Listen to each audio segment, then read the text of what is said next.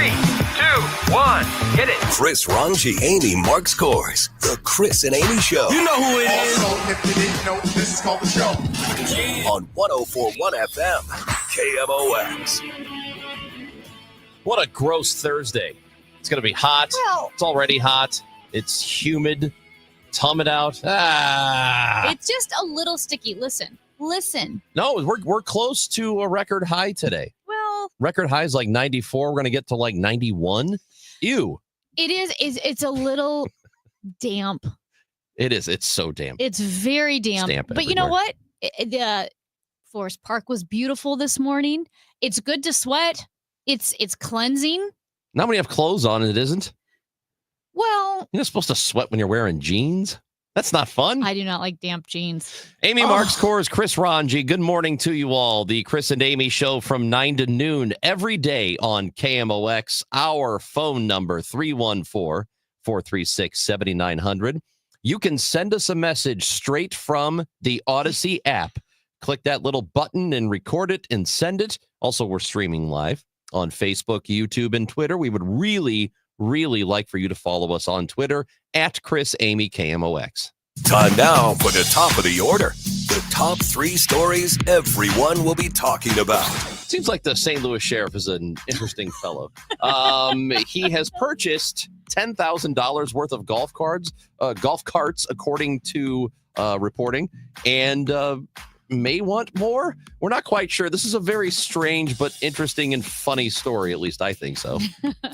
And a lot of people keeping an eye on the Supreme Court today as they hear arguments on the Donald Trump's birthright citizenship, I guess, controversy, saying maybe we should end birthright citizenship in this country. That executive order is being challenged, so we'll see what happens there, and we'll keep an eye on it.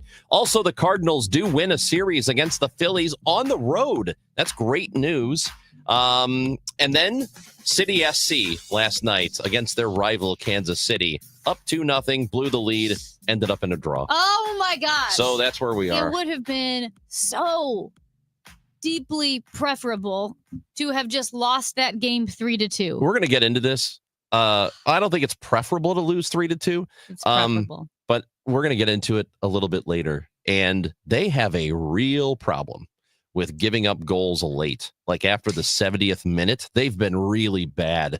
Like the last 4 games, they've given us something like 8 goals in the final 20 minutes. It's real, and they've had leads a lot of times too. It's awful. They're struggling. And let me just ask you this, Ron. I know we're going to get into it, but just food for thought. Let's say you're dating a lady. Yeah. Right. And let's say you have a choice. She can love you a lot, or she can just break up with you. Or she doesn't break up with you. She stays with you, but it's kind of like, meh, like, I don't know, like maybe, I don't know if I love you, or like, no, I do love you. I don't know. Maybe I'll go see someone else. And it's just lukewarm in the middle. Isn't that worse? Wouldn't you rather her just leave than maybe hang out with other guys? Nah, at least you got a buddy.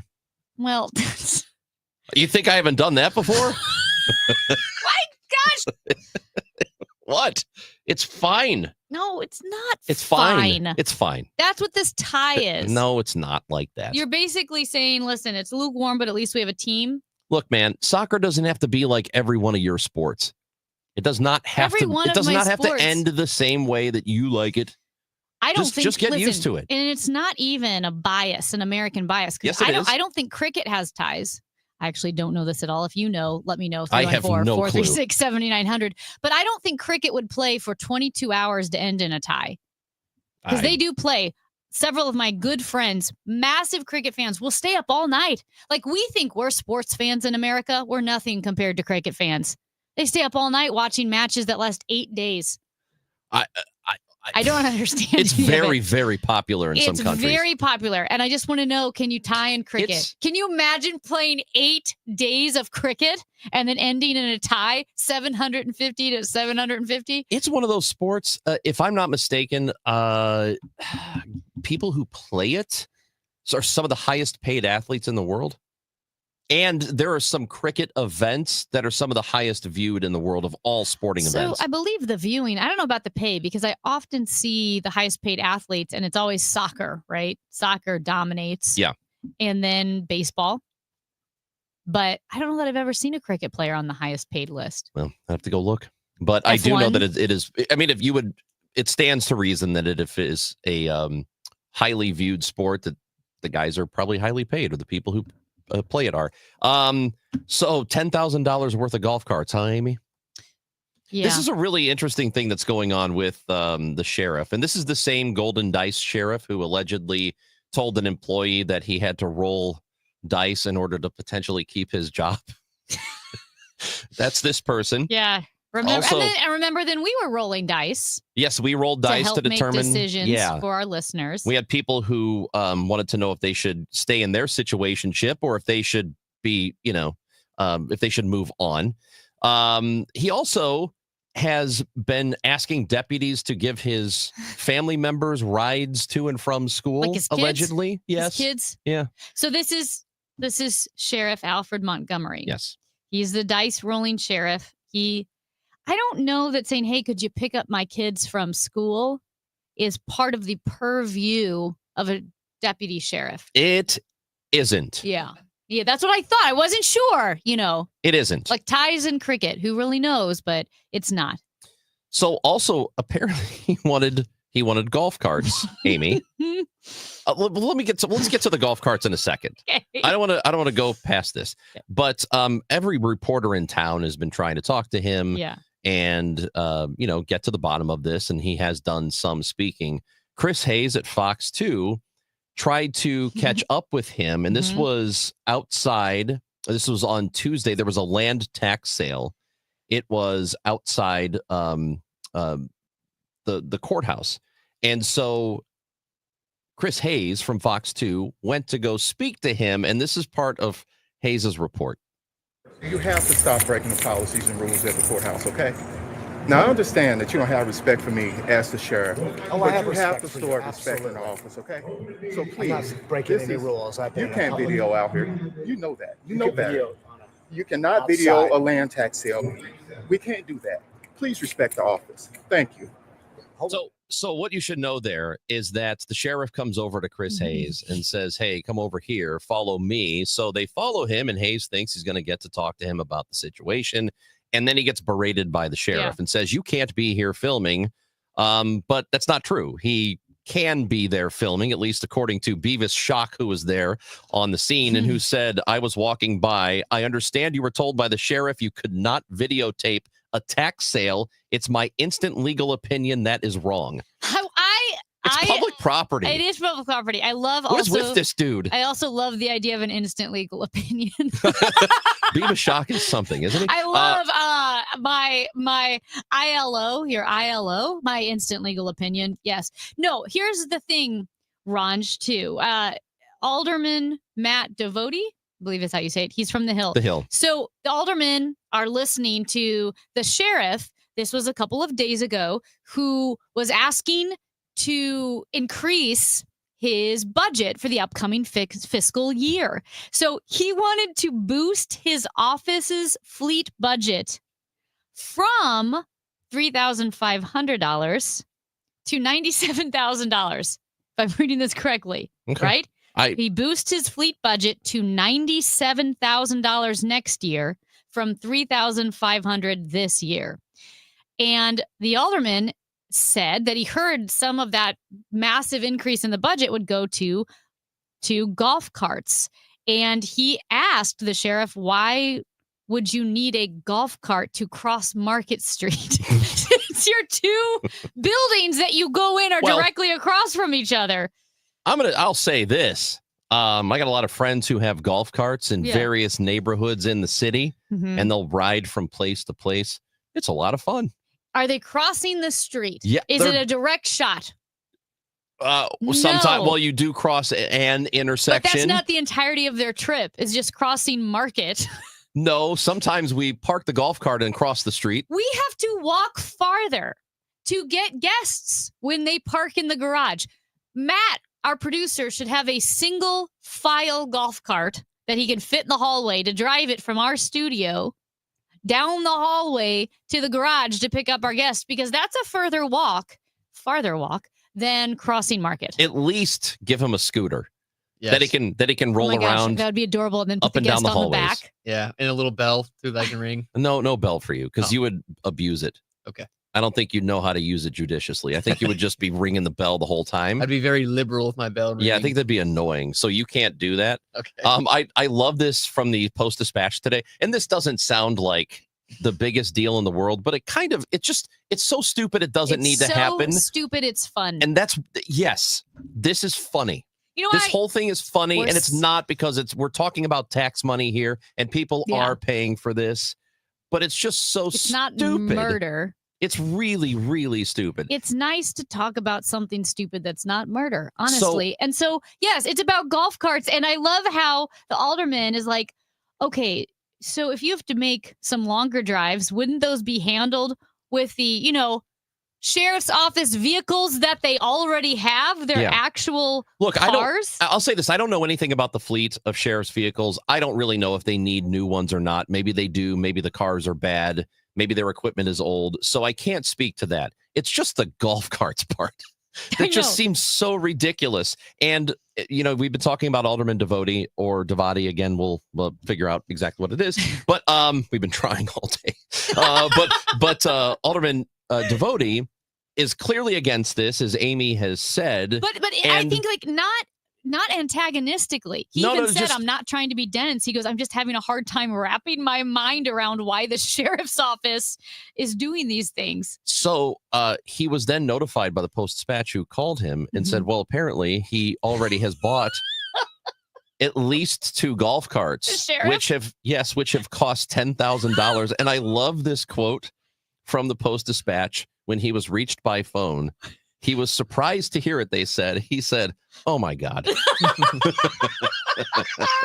It's just so funny. Like, what are we doing, man? And What is you can't happening?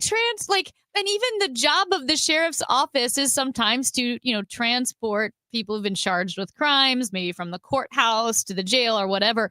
And I don't think you'd want to do that on a golf cart. Seems like No. a flight risk. It's a flight risk. Yeah, I guess you could just hop out the back and run away. Oh, I could just run. What if you're in cuffs, though? If you're in cuffs You would have and to, they put the ankle. maybe you cuff him to the golf cart or on No, the because pole. what if he falls out? Then you're dragging him. That's a I just liability. feel like a golf cart to transport prisoners is a bad idea. I think it's more dangerous to cross market on a golf cart than it is to cross at the crosswalk. I don't know. It's just awesome. It's not the worst thing in the world. It's just ridiculous, thing. and it feels like, come on, man. Like, we're trying to be taken seriously as a city, and this guy does not represent all of St. Louis. There are a lot of good people who do work here and are trying to make the city better and want good things for St. Louis, truly, and really think they have the best interests of the area in mind. And then you have people like this that don't. I don't know that they do. I mean, I'm not in the guy's heart. I don't know, but there's too much You think in his heart, deep down, he knows golf carts are best for the city? I don't know. Listen, you know what the city needs? It needs me to have a golf cart. Maybe he's going to dangle the golden dice from the front of the golf cart. I'm also not naive. I know that people who are in law enforcement who have vehicles, they're doing personal business. I know it happens. Every single one of them does. You mean look, driving around or sexy Yeah. time? What are you talking about? Well, kind of You both. can't do sexy time in a golf cart. I can tell you that. You can in a Illinois State Trooper Cruiser. You certainly can. Yeah, but what I'm saying is the golf I know cart. somebody who did. But maybe the golf cart will limit sexy time. Yes, because it's way out in the open. But I mean, running errands or picking your kids up from school in your own squad car. Okay. I know that happened. Man, I had friends who were cops who would pick me up from one bar and take me to the next bar. Yeah, That's but this not isn't even good the use. police officer. This is That the is not- sheriff's office. They I know. don't do the same thing. I know, The but sheriff still, does they're not law do- enforcement. They're all law enforcement. But what I'm saying They can is all pull you over. to the can the sheriff? I think the sheriff could pull you over. I don't know. His main job is transporting people. At times, people have wondered, why do we have a sheriff's department? It does feel a little redundant. And it feels like an overlap of law enforcement that has already, when it comes to the jail, it has already created an enormous amount of conflict and confusion when the sheriff arrested a high-ranking security officer in the jail. It's a mess. There's only one solution. All sheriffs around the country from now on, no more cars, back to horses for you. I do think that's horses. I think it's a good idea. Let's go back to because the old days. you would know that's a sheriff.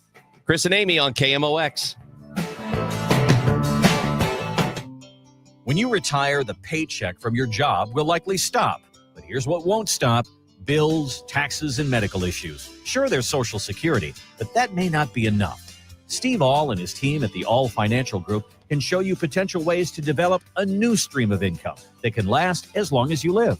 Kind of like having your own personal pension.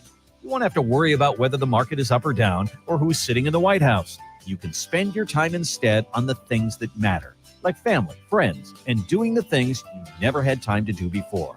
Call Steve All today at 636-230-8824. That's 636-230-8824 and schedule a custom income review at no charge. Or find us online at yourmoneymattersstl.com. Investment advisory products and services made available through Impact Partnership Wealth, LLC, IPW, a registered investment advisor. Neither the firm nor its agents or representatives may give tax or legal advice. I'm Emma Greed, and I've spent the last 20 years building, running, and investing in some incredible businesses. The more success I've had, the more people started coming to me with questions. How do you start a business? How do you raise money? How do I bounce back from failure? On my new podcast, Aspire with Emma Greed, I'll be answering these questions and more through weekly conversations with the smartest minds out there. Listen to and follow Aspire with Emma Greed, an Odyssey podcast, available now, wherever you get your podcasts. Life insurance. Why are you putting it off? Can't afford it? Too much hassle? Think you don't need it? There's lots of excuses for putting off life insurance. But if you weren't there, who would pay the mortgage and other bills? With Ethos, you could be covered in 10 minutes and boom, family protected. Ethos, fast and easy online term life insurance. Up to $2 million in coverage with no medical exam. Some policies as low as $1 a day. Answer a few health questions and get your free quote at ethos.com/radio. That's ethos.com/radio. Here at the Almond Joy Factory, where tropical vibes abound, we use soft, fresh-tasting coconut. The crunchiest almonds and delicious chocolate candy. Ah, but do you know what our most important ingredient is? Sometimes you feel like a nut. Sometimes you don't. Almond Joy's got nuts and something even way better than that. Yes, Almond Joy is made with almonds and joy. If you're trying to sell a home, there's only one agent in town that I trust, Mark and Neil Gelman of eXp Realty. My friends Mark and Neil have the best system to connect you to the best qualified buyers, getting your home sold fast and for top dollar. 314-336-1991. Go to thegelmanteam.com. If you have been in a car accident in the past and have settled your case, I may have some good news. Some unethical lawyers have people known as runners who come directly to your hospital room or home and solicit your case. It's a disbarable offense. Anyone that would hire these scumbags needs to have their heads examined. I'm John Morgan of Morgan & Morgan. Now for the good news. If this happened to you, we will sue these lowlifes and fight to get all your fees back. And then look and see if these bottom feeders also malpracticed your case and sue them for that too. You have nothing to lose and everything to gain. Visit forthepeople.com for a free consultation or call Pound Law on your cell. Pound 529. If someone does this to you, call the Bar Association and report them. Let's fight these bums. Morgan & Morgan, forthepeople.com. Injured? Dial Pound Law or visit forthepeople.com for an office near you. I'm John Morgan of Morgan & Morgan. If you've been diagnosed with mesothelioma, call us now. $30 billion was set aside for meso victims. And in most cases, your claim is settled out of court without a jury trial. Visit forthepeople.com for an office near you. Hospital Sisters Health System isn't just in your community. We're your neighbors, your friends, your support system. From your first visit, you'll experience expert care backed by the strength of our entire health network. At HSHS, we put your health first, with medical expertise and kindness that makes you feel valued at every step. HSHS, connected to our community, committed to your health. Visit hshs.org/caring to learn more. Total Information AM. Weekdays 5 to 9 on the voice of St. Louis. 104.1 FM. KMOX. What's today? It's Thursday. Really? Feels like Tuesday. You know, Sean Malone, KMOX reporter, suggested that Matt Pajeski get a Segway. It's funny you said that because we had a texter who said the same thing. Oh, really? We should allow Segways, but not golf carts. I do believe this texter is referring to the sheriff's office, though.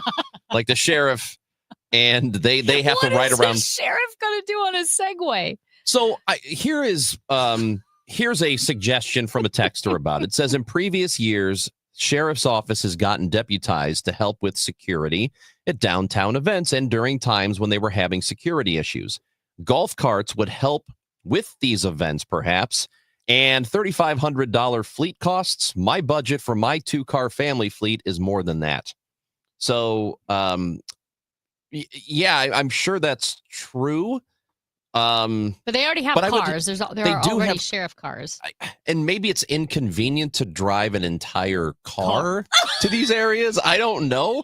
But it seems like the presence, I would think the presence of the law enforcement vehicle would be a good thing on the premises during these events. I don't know. I get it. Just trying to come up with different angles here. I appreciate it. Well, I appreciate what I think is funny is the phrase, it's more inconvenient to drive an entire car. Well, no, I would say, okay. I'm not going to take the whole car to the grocery store. Well, I open up the door. All right. Let me explain it this way. My friends who live in Soulard who use the golf carts, they bar hop with them. Okay. Yeah, but that makes sense. That's right. It's inconvenient to take an entire car to do that. I mean, you're still not supposed to operate vehicle anyway of any kind, not even a bicycle. But that's the point, is that it's much easier to park a golf cart wherever you want. But then again, you're the sheriff. You can kind of already do that, can't you? I think I had a friend who got a drunk biking ticket. You can. Can you? Absolutely. But I thought that's the whole point of riding your bike. No. Because you're not going to kill people on a bike. It's considered a moving vehicle. It doesn't have to have a motor. So when they go to the wineries and the Katy Trail's right there, I thought people were like, oh, it's great to ride your bike because you ride, you drink wine, and then you ride your bike back to wherever you're staying so that you're not drinking and driving, which I will say this, operating a bike drunk will probably do less harm to other people. If you do it to yourself, you deserve it. Right. If you've gotten a ticket drunk cycling, we'd like to hear from you. 314-436-7900. Go ahead and text us. You can My friend call got if you a want. real ticket for rolling through a stop sign on his bike. His name was Luke. It's a real friend.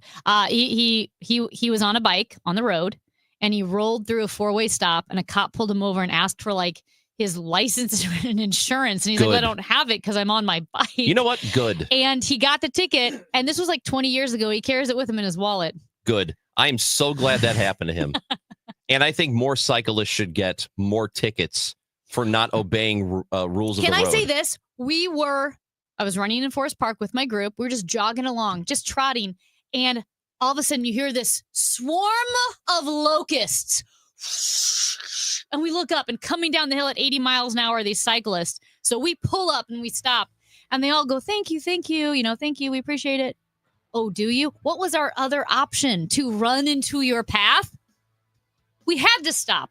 Cyclists. They worst. thanked us, which the was worst. What was our other option? Unbelievable. I don't mind cyclists. I do. Until they don't mind the rules of the road. They've got too much strapping in and strapping out. They're just clickety clackety all over the place. So the commissioner of baseball decided this week that any player who has died no longer is ruled permanently ineligible from the Hall of Fame. That means Pete Rose could get in.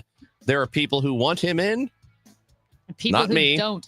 One of those people who does want him in is Christopher Scalia, who wrote an op-ed for the Wall Street Journal. And if the name sounds familiar, well, it is because his dad used to be on the Supreme Court. We are going to talk to Christopher Scalia, who wrote about Pete Rose in the Hall of Fame. He's also got a new book coming out. That's next on KMOX. It's time for a $98 AC tune-up. This Memorial Day weekend, bring your crew to Busch Stadium to see the Cardinals take on the D-backs. May 23rd to the 25th, catch great promotions all weekend long, including a Mason Win bobblehead and a Kid City Connect jersey giveaway. Kick off your summer with ballpark hot dogs, ice-cold beers, and entertainment for the whole family. Tickets are available at Cardinals.com. This is how summer is meant to be. See you at the ballpark. This is Alec Burleson, St. Louis Cardinals, for the Lou. Catch a Cardinals game on your next date night or friends night out. Whether it's love in the stands or laughter with your crew, nothing beats ballpark vibes under the lights. Cold drinks, great eats, and Cardinals baseball. Check out Friday Night Live at Busch Stadium and enjoy happy hour price food and drinks all game long. Every Friday home game. Get your tickets today at Cardinals.com and make memories that go beyond the scoreboard. Busch Stadium, where great nights begin. Farming's hard. To feed the world, farmers have to work the land, brave the elements, and fight the battle against weeds. Weeds reduce crop yields, so prices go up and everybody gets less to eat. But 50 years ago, farmers got a new tool to fight weeds, glyphosate. It kills weeds while protecting the harvest. Time and again, it has been approved by the EPA and by leading regulatory bodies around the world. It helps enable practices that reduce erosion and keep soil healthy, which is good for the earth. Farming's hard, but it's a little easier with glyphosate. Learn more at go.bayer.com/glyphosate, paid for by Bayer. It's gorgeous, 76 degrees outside and sunny. It's going to be hot, a high of 92 degrees today. Tomorrow, a high of 89 with maybe some afternoon or evening thunderstorms. Weather brought to you by FanDuel Sports Network, with more ways to watch your Cardinals this season. Cardinals fans new this season, you can subscribe directly to FanDuel Sports Network and stream the Cardinals. Sign up at FanDuelSportsNetwork.com or stream FanDuel Sports Network through Prime Video with an add-on subscription. Visit Cardinals.com/TV to learn more. Hi, this is Steve Butts with the Crawford Butts Insurance Agency. I know we're all experiencing sticker shock when you get your insurance premium. Now more than ever, you need an independent insurance agent to find the best value for your family's insurance needs. Crawford Butts, family owned and operated for more than 60 years. Please give us a call at 314-752-2500 or at crawfordbutts.com. This is the story of the one. As a lineman, he does whatever it takes to keep the power on in his community. And he wants a partner like Grainger who does the same. Grainger offers the professional-grade products he needs, from voltage detectors to harnesses to hard hats, plus fast, dependable delivery, so he can rise to every challenge. Call 1-800-GRAINGER, click Grainger.com, or just stop by. Grainger, for the ones who get it done. Why do the national tax resolution firms need the tiny fine print at the bottom of all their TV ads? Hi, this is Lance Story with the Lance Story Law Firm. You don't hear fast-talking disclaimers in our ads because the claims we make are 100% transparent. The Lance Story Law Firm primarily focuses on one thing, IRS problems, and we're regulated by the Bar Association, and we have a AAA rating with the Better Business Bureau. IRS issues are serious legal issues. The Lance Story Law Firm has helped thousands of clients navigate the best resolution plans, and we tell you up front exactly how much it'll cost. Tax resolution law is all we do. So before you send money to some out-of-town, high-pressure salesperson, give us a call at the Lance Story Law Firm, located right here in St. Louis. Call today to schedule your free consultation with me, 314-260-6120, or visit LanceDruryLaw.com. The choice of a lawyer is an important decision and should not be based solely upon advertisements. Cards manager Ollie Marmol joins the Gas House Gang every Tuesday at noon. Sponsored by Siteman Cancer Center on the voice of the Cardinals, 104.1 FM, KMOX. Pops it down the right left field line. They drop in a goal. Rose trying for two. Foley scores. And Pete is in. The Reds lead 6-4. Well, recently, the commissioner of Major League Baseball said, if you're dead, you've effectively served your lifetime ban from Cooperstown, from the Baseball Hall of Fame, which then hypothetically opens up Pete Rose and Shoeless Joe Jackson to be contenders for a spot in the Hall of Fame. Well, a lot of strong feelings about this, especially from this White Sox guy over here, Me? Chris Ranji. Yeah. But Months ago, when Pete Rose died, Christopher Scalia, senior fellow at the American Enterprise Institute, also author of a new book, 13 books conservatives will love but probably haven't read, he wrote an op-ed for the Wall Street Journal titled, fittingly, Pete Rose is dead, now reinstate him. And joining us now to make that argument for Pete Rose to join the crew in Cooperstown is Christopher Scalia. Thank you so much for joining us today. Thank you, guys. It's a pleasure to talk to you. Well, you've got a tough, I guess, opposition here in the form of Chris Ranji, who feels very strongly against Pete Rose. But I'll let you make your case. Why? And in case people were wondering, doesn't Scalia sound familiar? Yeah. Yes, it's that Scalia, your father, Antonin Scalia, on the former Supreme Court justice. What is your case for Pete Rose joining Cooperstown? First of all, let me make clear, I do not speak for my father. My father was a Yankees fan. God rest his soul. And I could just, he didn't know why I was a Reds fan, and would tease me about it. And I would just remind him that the Reds swept the Yankees in 1976, even though I have no memory of that. Yeah, well, sure, he loved that. The case for Pete Rose being reinstated, that's the case I focus on, is that these were permanent bans. So even after he died, he was technically still banned from Major League Baseball, but he's dead. He has served his punishment. You don't gain anything by keeping him out. And what you basically do is punish his fans, and especially Cincinnati fans. Now, I know that the people of St. Louis, your listeners, may not care about that very much. But, Pete Rose is such an important figure in Cincinnati. He was a Cincinnati kid, and indisputably one of the greatest hitters of all time. So the point is not that he should not have been punished. He should have been. He violated a rule. He didn't show. It took him a very long time to show remorse for it. And so I think the punishment was fitting. But now that he's dead, I think it's appropriate to reinstate him and get him on the ballot for the Hall of Fame. And that's what one thing people don't realize is that Shoeless Joe was on the ballot for the Hall of Fame a couple of times. Pete Rose never had the opportunity because the Hall of Fame changed its rules to make after he was banned, to avoid the awkward situation of having to decide having him on the ballot when he was banned. So they changed the rules so that somebody who was banned from Major League Baseball could never be on the ballot. All this does is make it so that he can be on the ballot again. I think he should be in the Hall of Fame, but I would understand if voters think that he shouldn't be. I think the key, though, is that, he served his punishment, get him back in the good graces of baseball, and give him the chance to be on the ballot and people to vote for him. My issue with this and this particular infraction has been I care way more about this than I care about HGH and performance enhancing drugs, that sort of thing. And the reason is the one thing a sport cannot overcome is if people watching think that it's possible there are players on the field that might be throwing the game because they have money on it.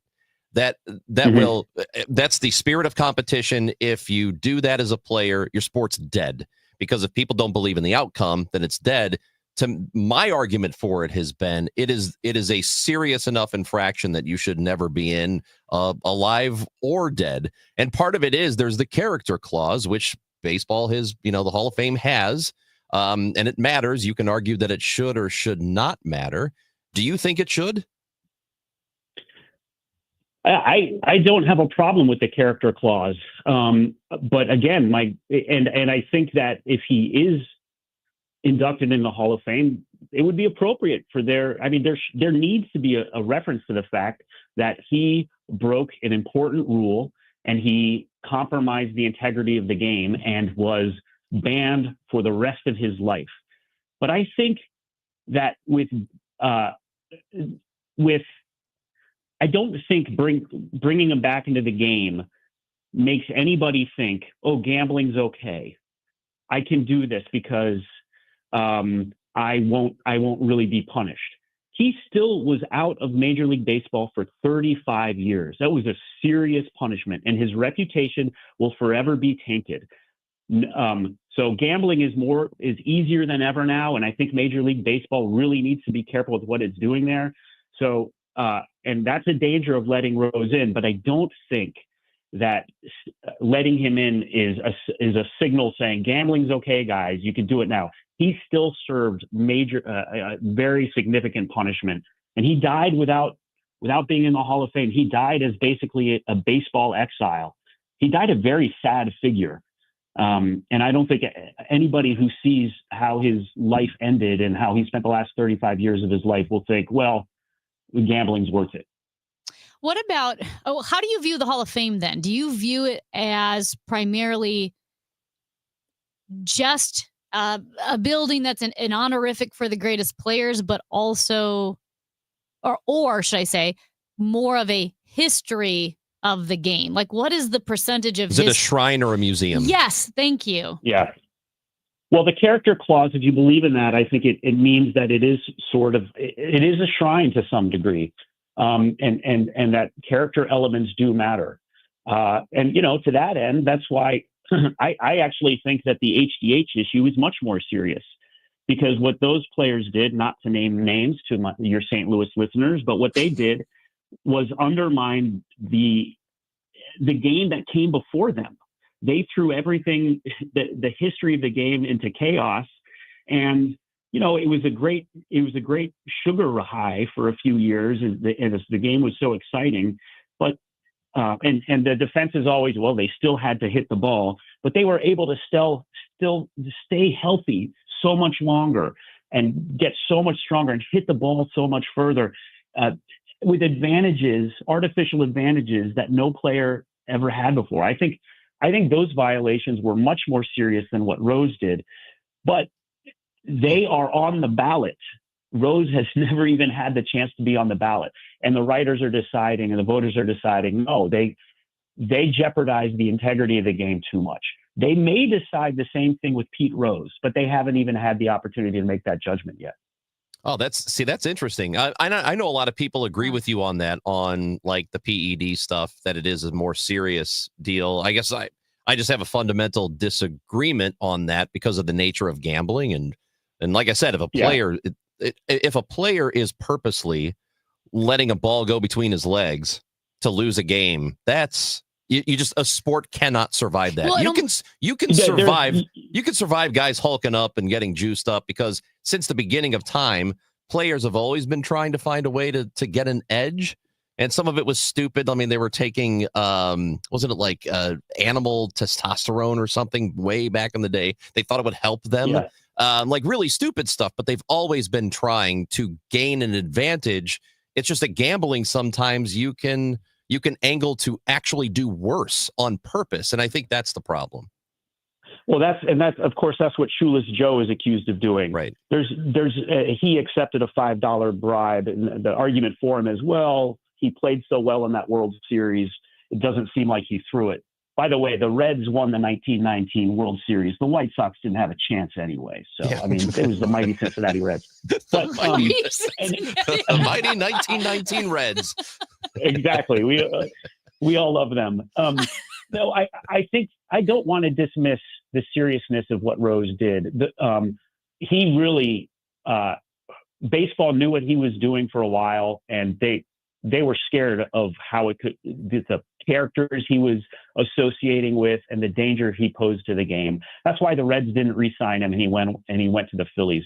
There's a new book called Charlie Hustle by Keith O'Brien, just published last year, that really sheds a lot of light on just how unsavory Rose's doings were. But there is no evidence he bet against the Reds, just none. Now the counter argument is that's true, but when he didn't bet every day. So on days when he didn't bet for the Reds, that's almost as bad. But yeah, I agree with that. It's not a complete pass there, but there still isn't evidence that he ever threw a game. He was just Rose was too much of a competitor to do that. And again, I don't want that to seem like I'm excusing what he did. I'm not, but there just isn't evidence that he ever willed the Reds to lose a game or anything like that. Well, it seems like it will be a conversation for a while, and will be interesting to see what happens when the next Hall of Fame ballot rolls around.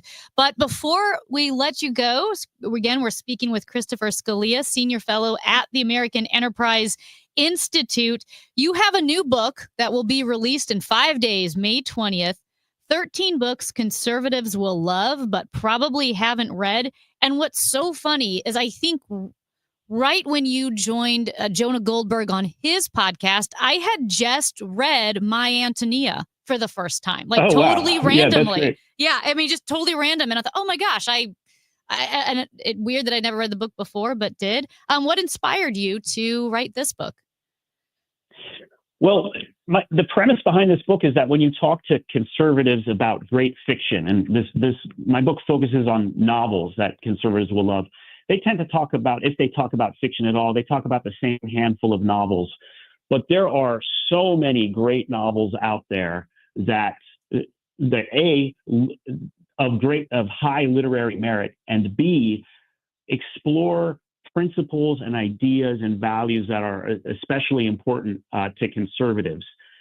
These novels aren't propaganda, but they look at the world and people in a way that conservatives will recognize. And you mentioned Willa Cather's great novel, My Antonia. That deals with issues about a family, hard work, immigration, things and just the greatness of the United States and the opportunities it offers. And so every novel I look at in this book, I go from the 18th century to more or less the present day, is a great novel, whatever your politics, but also looks at particular issues of greatest interest to conservatives. Excellent. Well, and I imagine, did you have some of these conversations around the kitchen table growing up with, was it 9 siblings? I had 8. I still have 8 siblings, and we talked about books quite a lot in my house. My father, some of the conservative thinkers I mentioned in my book were introduced to me by my father, but my mother was really the literary influence in my family. She was always the one reading novels and getting us to read novels. So it was definitely, a deep family influence on this in this book. I will tell you this. I had a handful of friends who went to John Marshall Law School, University of Chicago Law School, and they saw your dad when he came in and visited a few times over the years, and they all said they were very impressed by him. So just wanted to pass that along to you. And I appreciate it. Yeah, he was an impressive guy. a great speaker. He was always great in crowds, and he was a wonderful speaker. That is exactly what they said. Not a midday radio show host, but no, you do what you can. No. Hey, we're doing fine, I guess. I don't know. Christopher Scalia, it's awesome to talk to you. Thank you for giving us time on this. Thank you for talking about Pete Rose with us, even though you're wrong. We appreciate your time, and we hope to talk to you again soon. It was great talking to you, Chris and Amy. Have a great day. Thank you. You too. Christopher Scalia, Senior Fellow at the American Enterprise Institute, with us here. His book, 13 Books Conservatives Will Love, but Probably Haven't Read. It's coming out on May 20th. Yes, and his father was former Supreme Court Justice Antonin Scalia. And his background in literature, he's Dr. Scalia with, I think he was a literature professor for quite a while. That's Amy Marks-Kors. I'm Chris Ranji. Did you see this? Next. Now, 90 and 60. A look back at the latest St. Louis City SC match. Presented by Woods Basement Systems, Inc. Out of the middle of the field. Moves it wide. Horn crosses it. Header! Kangaroos it up over the bar. San Diego orchestrating up the right side. Left footed shot. Back post! Rings off the back post. Anders Dreyer slams a line drive. City happy to escape. Still tied 0-0. Cello laser. Oh, flick header. Now ball. A base header off the post, but it's flushed on home. Final score is San Diego 2, St. Louis 1. Up next, City SC faces Sporting KC Wednesday night. Kick at 7:45 on Y98. Tripping over uneven concrete? Don't replace it, raise it with concrete leveling. Call the all things basement-y experts, Wood Basement Systems, for a free estimate at 618-249-5503 or learn more at woodsbasementsystems.com. Since we opened our doors, UC Bank has been committed to the communities we call home. Building financial wellness, UC is proud to offer customized lending strategies and innovative resources to our vibrant communities. UC Bank, building community one family, one street, one city at a time. Member FDIC. Attention, have you racked up $10,000 or more in credit card debt? Are you barely getting by making minimum payments? With credit card debt reaching all-time highs, National Debt Relief is notifying consumers about significant debt relief options currently being made available to help those with overwhelming credit card debt. These options may reduce a large portion of credit card debt for those who qualify. You don't need to declare bankruptcy or take out a consolidation loan, and you may only have to pay back a fraction of what you owe, even if you have bad credit. National Debt Relief has already reduced the credit card debt for more than 550,000 consumers, so don't wait. If you owe $10,000, $20,000, or even $100,000 in credit card debt, you can now take advantage of this financial debt relief as the cost of living continues to skyrocket.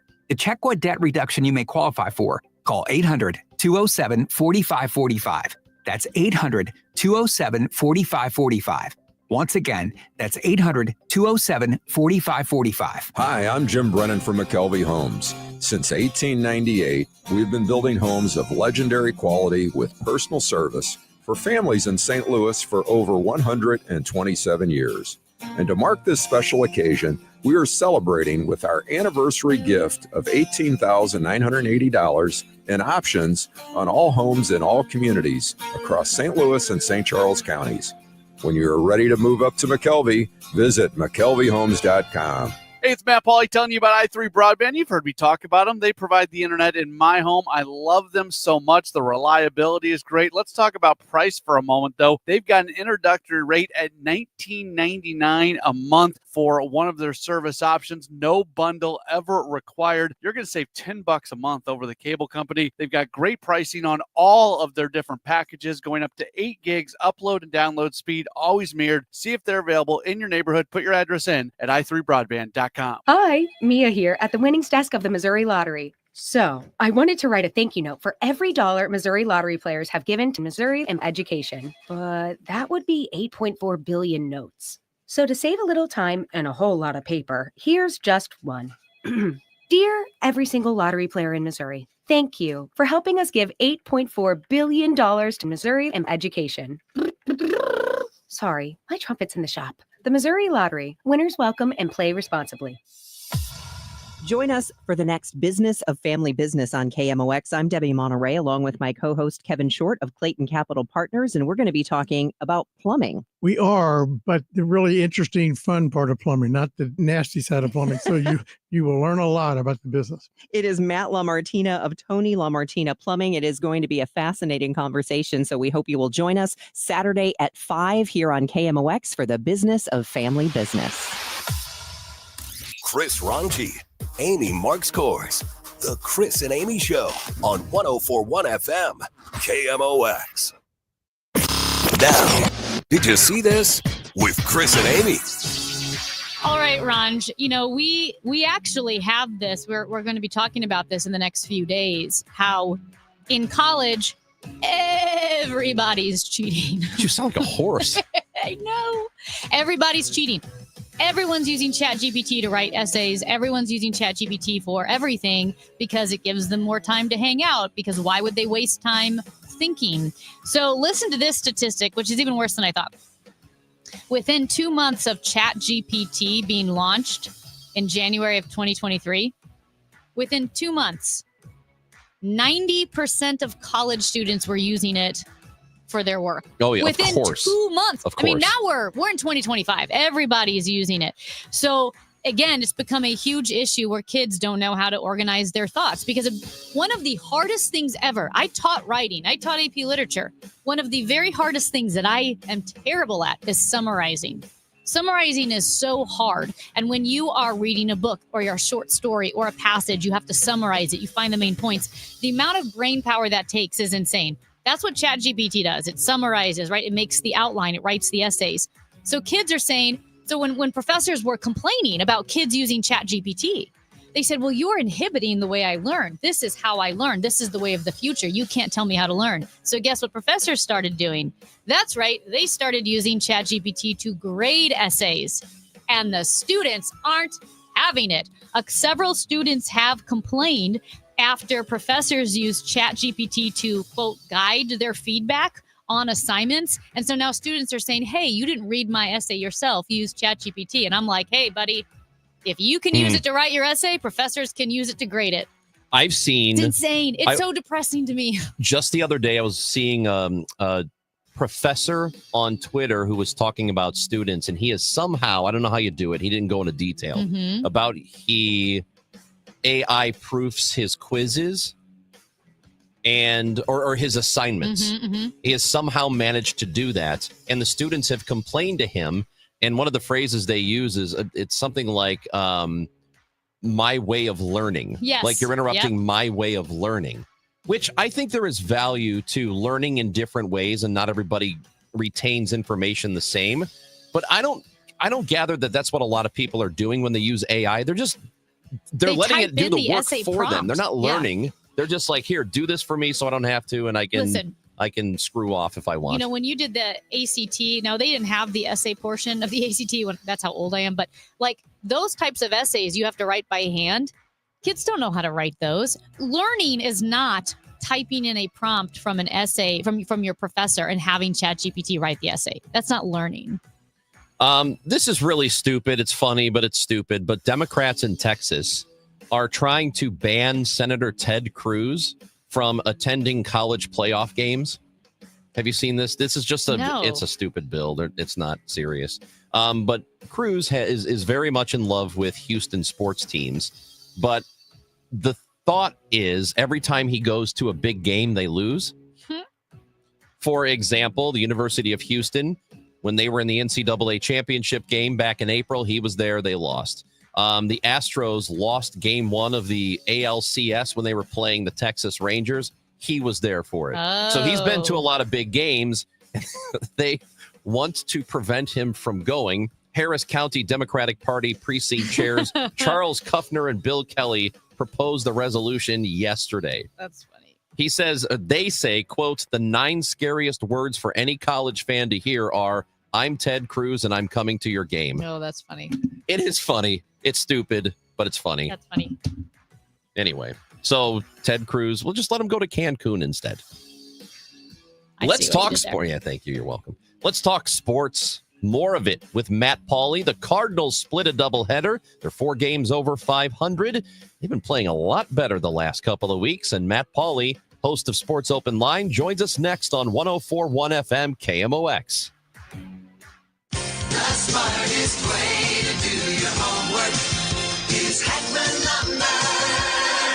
Warm weather means homework for homeowners. And for 80 years, Hackman Lumber has been the trusted name for home improvement. If your homework means a new deck, turn to the deck experts at Hackman Lumber. Browse the largest inventory of decking materials and accessories in Missouri. Talk with our experts about treated lumber, cedar, TimberTech, Trex, Envision, Decorators, and Duralife to find the perfect deck for you. Choose from endless railings, balusters, and LED deck lighting options. Hackman Lumber has been serving homeowners and pros for 80 years, and they will not be undersold on in-stock decking materials guaranteed.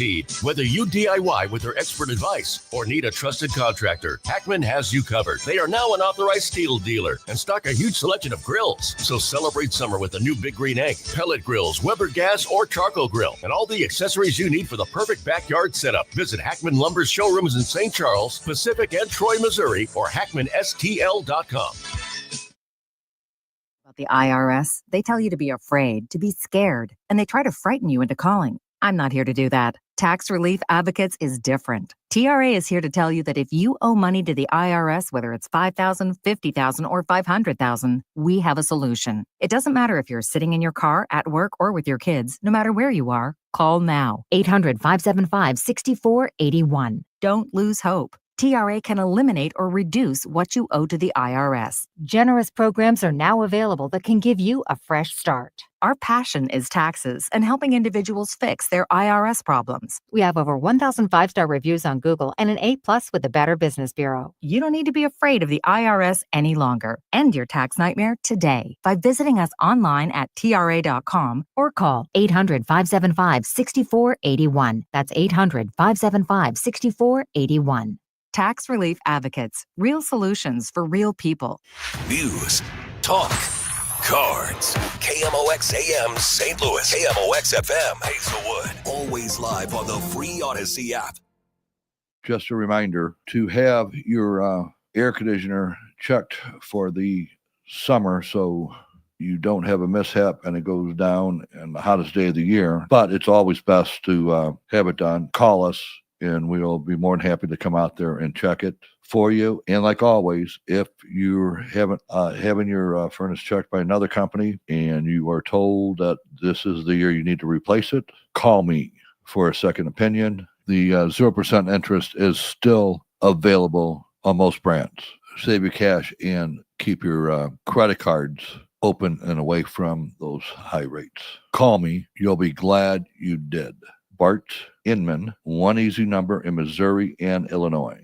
The easiest. It is 314-293-2600 or on the website bartinman.com. Now that's Bart with a B, Inman with an I.com. God bless. It is 10 o'clock, and right now we've got sunshine, a few clouds in downtown St. Louis, 82 degrees.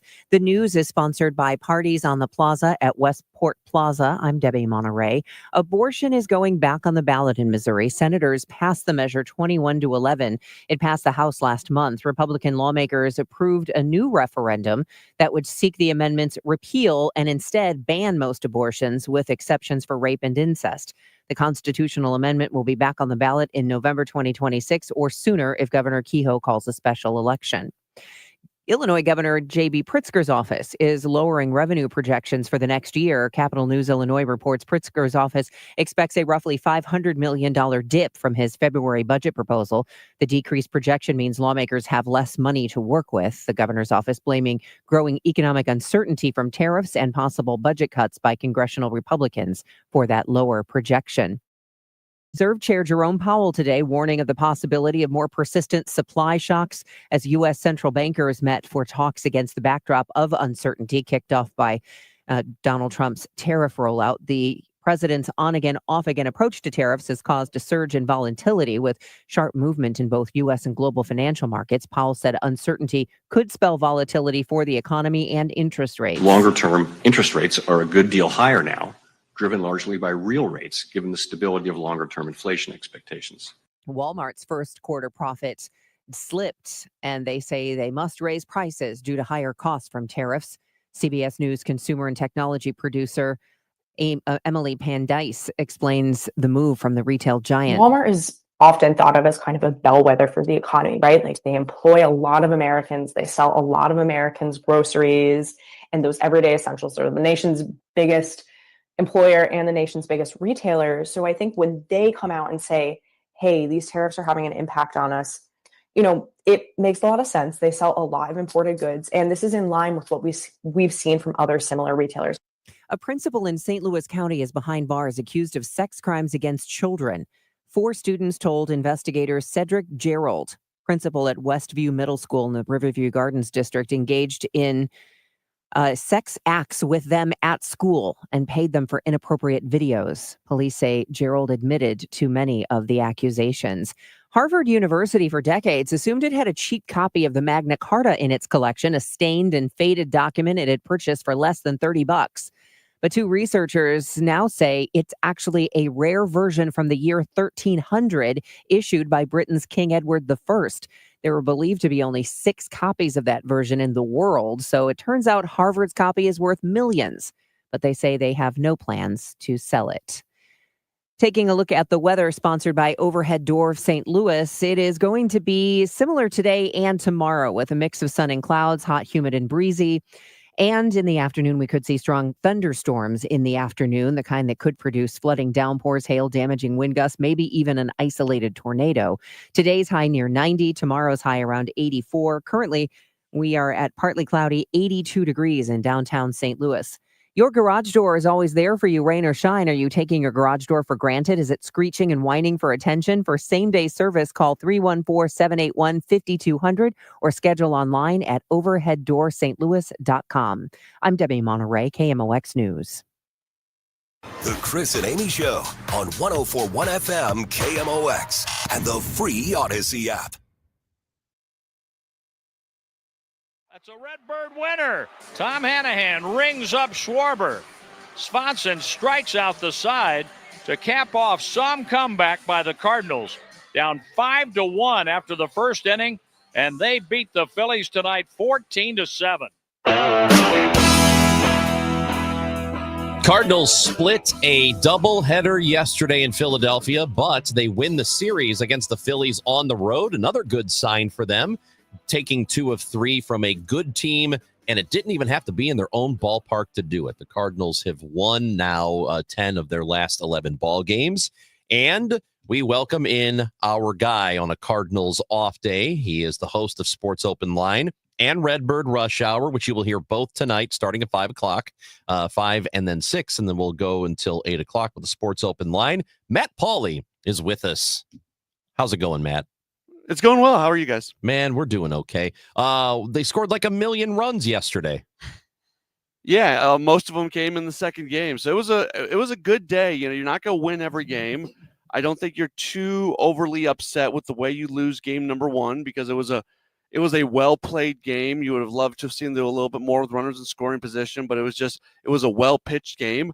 And then they come out and they're down 5-1 after 1 inning, and Sonny Gray isn't very good, and they still find a way to win 14-7 in game number 2. That was a real good character win. So all in all, that's a good day, and it's a really good series win against a good team. Yeah, and I had no problem whatsoever with them sticking with Gray in that game. He gave up the 5 runs in the first inning. You are not trying to blow out a bullpen, especially when you've played 2 games or played 1 game already that day. So that was sort of, and this happens every now and then for a starter. It's a wear it game. Like, you got to go out and wear it. I mean, he couldn't get through 4, but still they had to make sure he pitched as much as possible. So I had no problem with them sticking with him.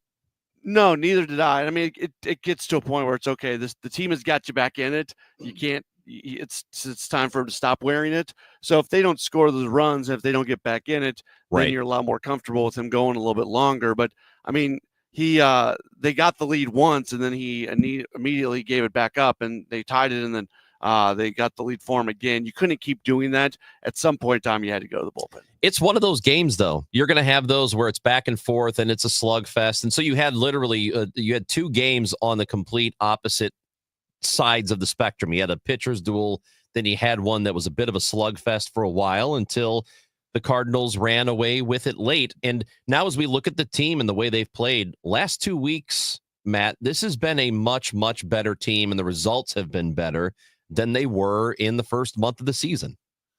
Yeah, I mean, you look, they've basically won 75% of their games since about April 22nd. They're doing a lot of things well. They're pitching well, both from a starting point and relief standpoint. That the hitting obviously goes without saying, and it's the different guys too. Like yesterday, Alec Burleson and Mason Wynn are the guys who were leading the way, and Brendan Donovan too. But Brendan Donovan been kind of slumping, and then he comes out of it in that second game. So it's really early. I know that, and all the disclaimers we keep on putting on this. They've got to do this for a while, but they're playing good baseball, and it's a lot of fun right now. Yeah, Matt, Sonny Gray was asked what he's learned from his team over the past 11 games. And he said, quote, that we can play. It doesn't matter who is on the other side, that we can play. We can compete with anybody. So my question is regarding that quote, is that one of those canned, rah-rah, go team answers that you have to give as a player? Or do you think there really was a shift in the mindset in this clubhouse? I don't know. That's a really interesting question. I think this team always believed in themselves. Like, that was one of the things I thought in spring training, that this is a group that really does believe they can be better than the outside world is saying. Now, maybe they did have to prove it. You can believe that, but everybody in the outside world is telling you you're not going to be that way. And then you finally do it with some, that win against the Mets was really good. And then the win against the Phillies, doing that twice, really good, once on the road, taking 2 out of 3 from Milwaukee. That was good. So there's value in seeing the results. Like you can sit there in Jupiter, Florida and say, hey, we're good. But until you actually start beating good teams, I guess you haven't proved it yet. But I don't know. It's tough for me to answer that question. I don't know where they're at. Right. I know it's hard to get in people's heads or in their clubhouse, but I guess, you contrast that with the statement. I forgot who said it. Like, this was the team we always believed we could be. That was Eric Fetty. Okay, that's fine. Like, this is who we knew we could be. But when it's asked of Sonny Gray, what did you learn? As in, what's something new? How did your mind, and he says, I learned that we could play. I mean, that's what he's implying. To me, at least in his mind, I feel like maybe there was a shift. Again, I'm probably reading too much into the tense here, but it is different to say I learned that we can play rather than, well, no, this is who we've always been. You get that a lot out of locker rooms and clubhouses. Yeah. And again, I always pump the brakes a little bit this time of the year because they're on a really good winning streak.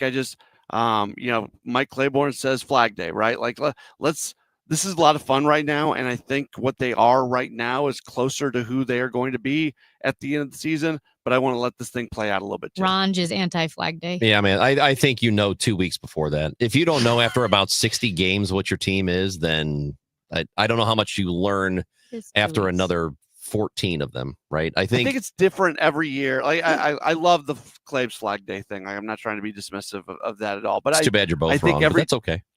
I think every season and every team is different. Like there are years where you're into July. Maybe that's who they are. Maybe who that team is that year is a team that just doesn't have much of an identity.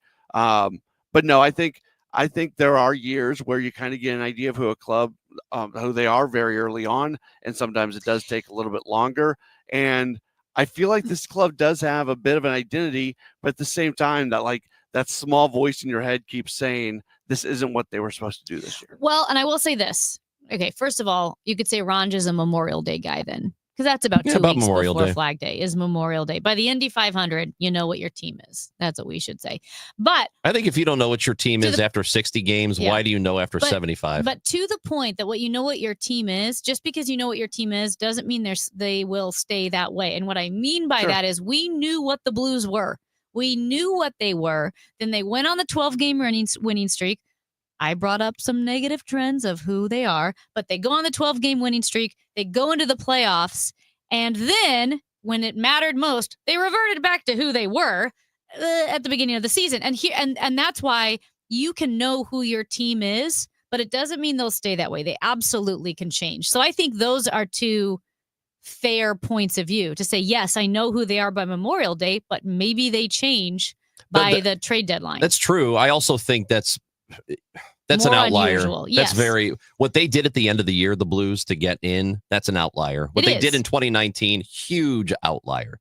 It does happen, but I wouldn't count on it, I've also always thought that if you can be a team that just kind of stays in contention and stays around 500 and do that up until the All-Star break, and then you're able to find a second year after the All-Star break, that's where you can kind of go make hay. Now, that doesn't always work ever. Like this year, if you try to do that in the NL West or the American League East, that's not going to work. But this year in the NL Central, there's not a lot of really good teams in the NL Central. There might not be any really good teams in the NL Central. So this is a year where you kind of hang around 500 until the All-Star break. There's still going to be an opportunity for you to take off from there. We're exactly 2.5 months away from the trade deadline. So it's a while before we're going to know what they need. Or maybe not. I mean, maybe we'll have a better idea, but I think it's going to be a while before we know how they're going to actually approach it. Do you feel like this team, if they are, say, a game out of first and several games over 500 and they're chasing the Cubs and it looks like it might be a 2 or 3 team race, how interested do you think they would be in adding to this mix? I think you have to. Like at that point, everything else that you said this season was about gets thrown out. If you have to respect the game, and if this is a team that's very much in playoff contention, very much in division contention as you're coming up on the trade deadline, I have no doubt in my mind that they would shift away from some of the things they've talked about, and they would look to make themselves better. All right. Hey, what's wrong with the soccer team? Why did they keep giving up late leads, Matt? That was terrible. I'll be the first to say the Cardinals, that game ended as I was in Cardinals postgame. So that was not a game that I was watching last night, but I was keeping tabs on it, and I see that they're up 2-0 in the first half. It's like, okay, they're playing a rivalry game. Maybe they just needed a little bit of extra energy, extra motivation, whatever it might be. And then they go and they give up 2 goals after the 70th minute. I mean, that's bad. That's really, really bad. I don't know what's going on with that team. I'm not smart enough to answer that question, but I do know whatever it is not good. They've been doing that a lot, giving up late goals and giving up leads. Matt, would you rather them give up a lead and lose or give up a lead and tie? I guess tie. Because tie. Oh Tie is the correct answer. Tying Thank you, is Matt. Un-American. Yeah. Thank you, Matt. I mean, I don't like ties. I do not like ties. But if I have a choice to walk out of a stadium with 0 points or 1 point, I'll take the 1. All right, Matt Pauley, tonight, Redbird Rush Hour, or late this afternoon, Redbird Rush Hour at 5. Then at 6 o'clock, Sports Open Line. We will be paying attention. All right, sounds good. Yo, Paulie, your sister's with me. I'll call you back later. See ya. Cardinals will play tomorrow. They start a series against the Kansas City Royals. Let's go, baby. That I-70 rivalry is kicking back up. When we come back, the Battlehawks are playing this Saturday. It's a 12 o'clock game, and we're going to talk to safety Quinterio Cole next on KMOX. Hi, Stacy with Fairwinds Rivers Edge Senior Living in St. Charles.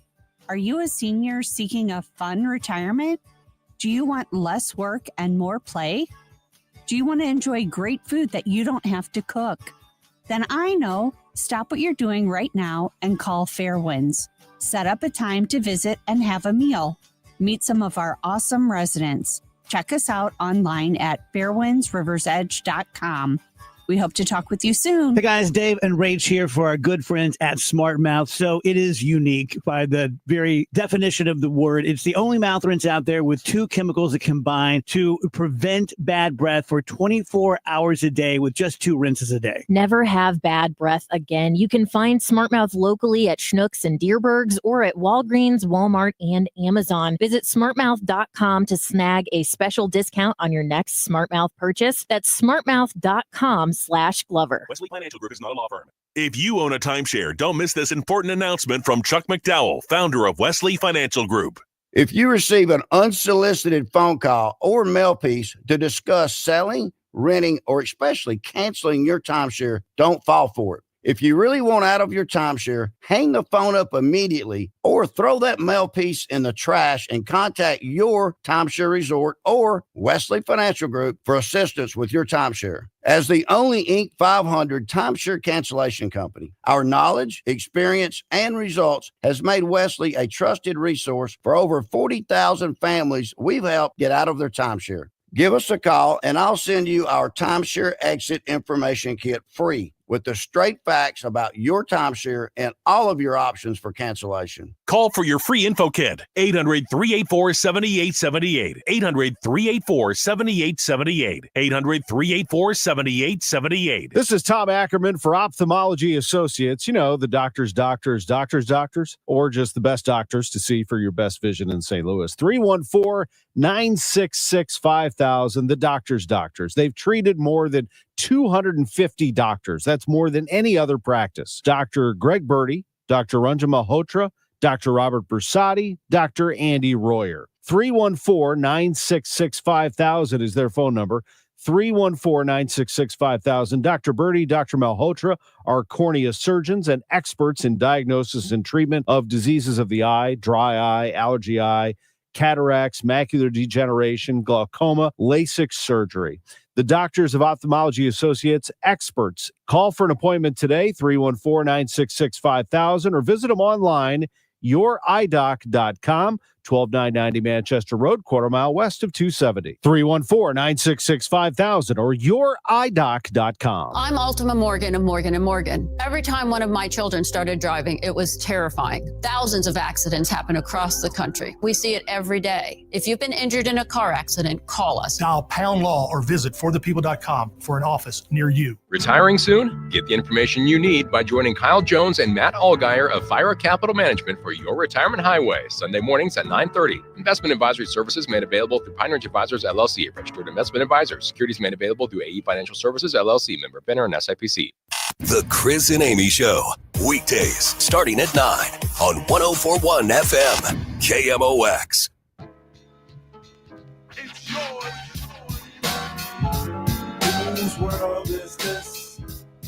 St. Louis Battlehawks just beat the Memphis Showboats. Memphis Showboats, they were trying too hard. That's what I say. And then they will play Birmingham. That is coming up, a game. It's a noon game on Saturday. And to discuss the season and the team with us is Quinterio Cole, St. Louis Battlehawks safety, joining the show on 104.1 FM KMOX. Quinterio, how's it going? How you doing, man? Everything's all good, man. It is good.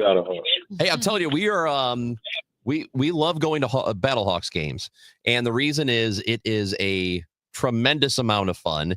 And we've been talking about this with pretty much anybody from the team who's called in, that it has to feel so different to play here in St. Louis in that building than when you go to a place like Memphis, doesn't it? Man, it does, man. Just the fans bring the energy, the atmosphere. Man, we got the best fans in the league, and there's no question, no doubt behind that. So I think even the away teams, they love to come just to be in the atmosphere. So it ain't nothing like being a Battlehawk, man. That's what we had a player last week who told us same thing. The guys on the other side of the line are like, man, it's loud in here. It's fun to be here.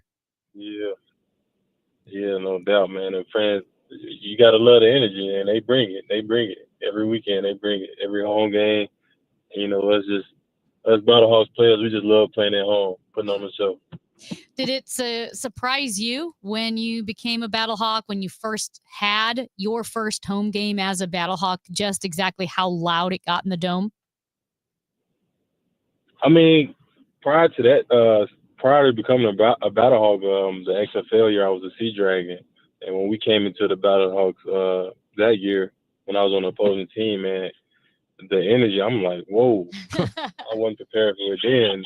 But, like, you know, last year getting on a team, actually being a Battlehawk, it was different. And it feels good when the fans are on your side at that time now. So, yeah, man, just the energy the fans bring. You don't get no better than that. And that's why I say we got the best fans in the league. And there's no question, no doubt behind that.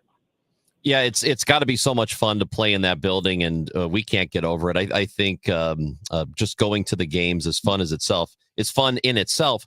What about the team, the guys that you play alongside? And as far as comparing them to other teams, maybe you don't really want to do that, but how do you feel about this team?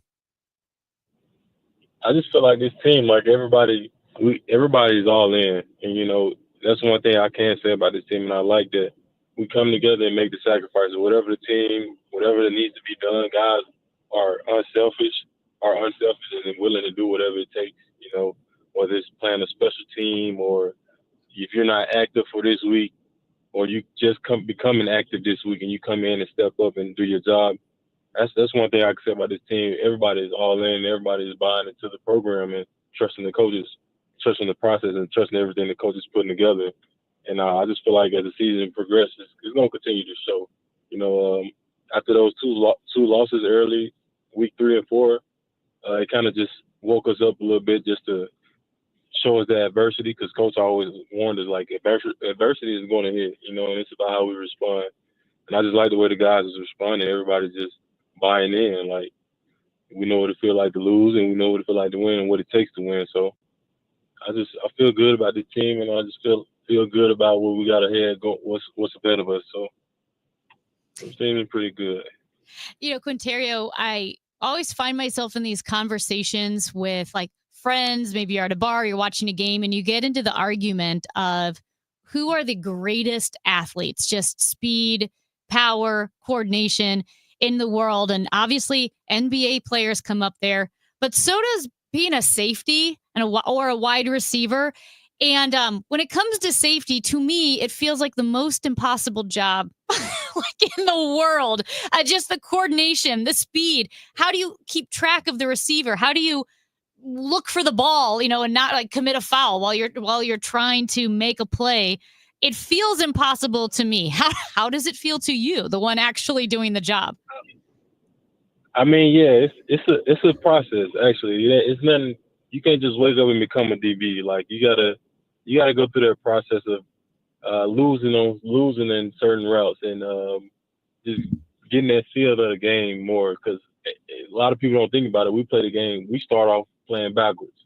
We have to go cover 4-3, 4-2 receivers while we starting backwards. They run at you with a head full of steam. So it's just a feel thing, and then just being a student of the game, studying film and things like that, it just prepares you. And you know, like I said, because you're starting off playing the game backwards, you kind of want to get up to speed on everything, get all the tips you need just to keep you ahead. Because the offense, they already know where they're going, and we're reacting off them. So it's tough as it seems. Like, yeah, it's tough, but as you get a feel of the game and just concepts and being a student of the game, it just kind of come natural. And I don't know too many people who go from offense to defense in the professional level.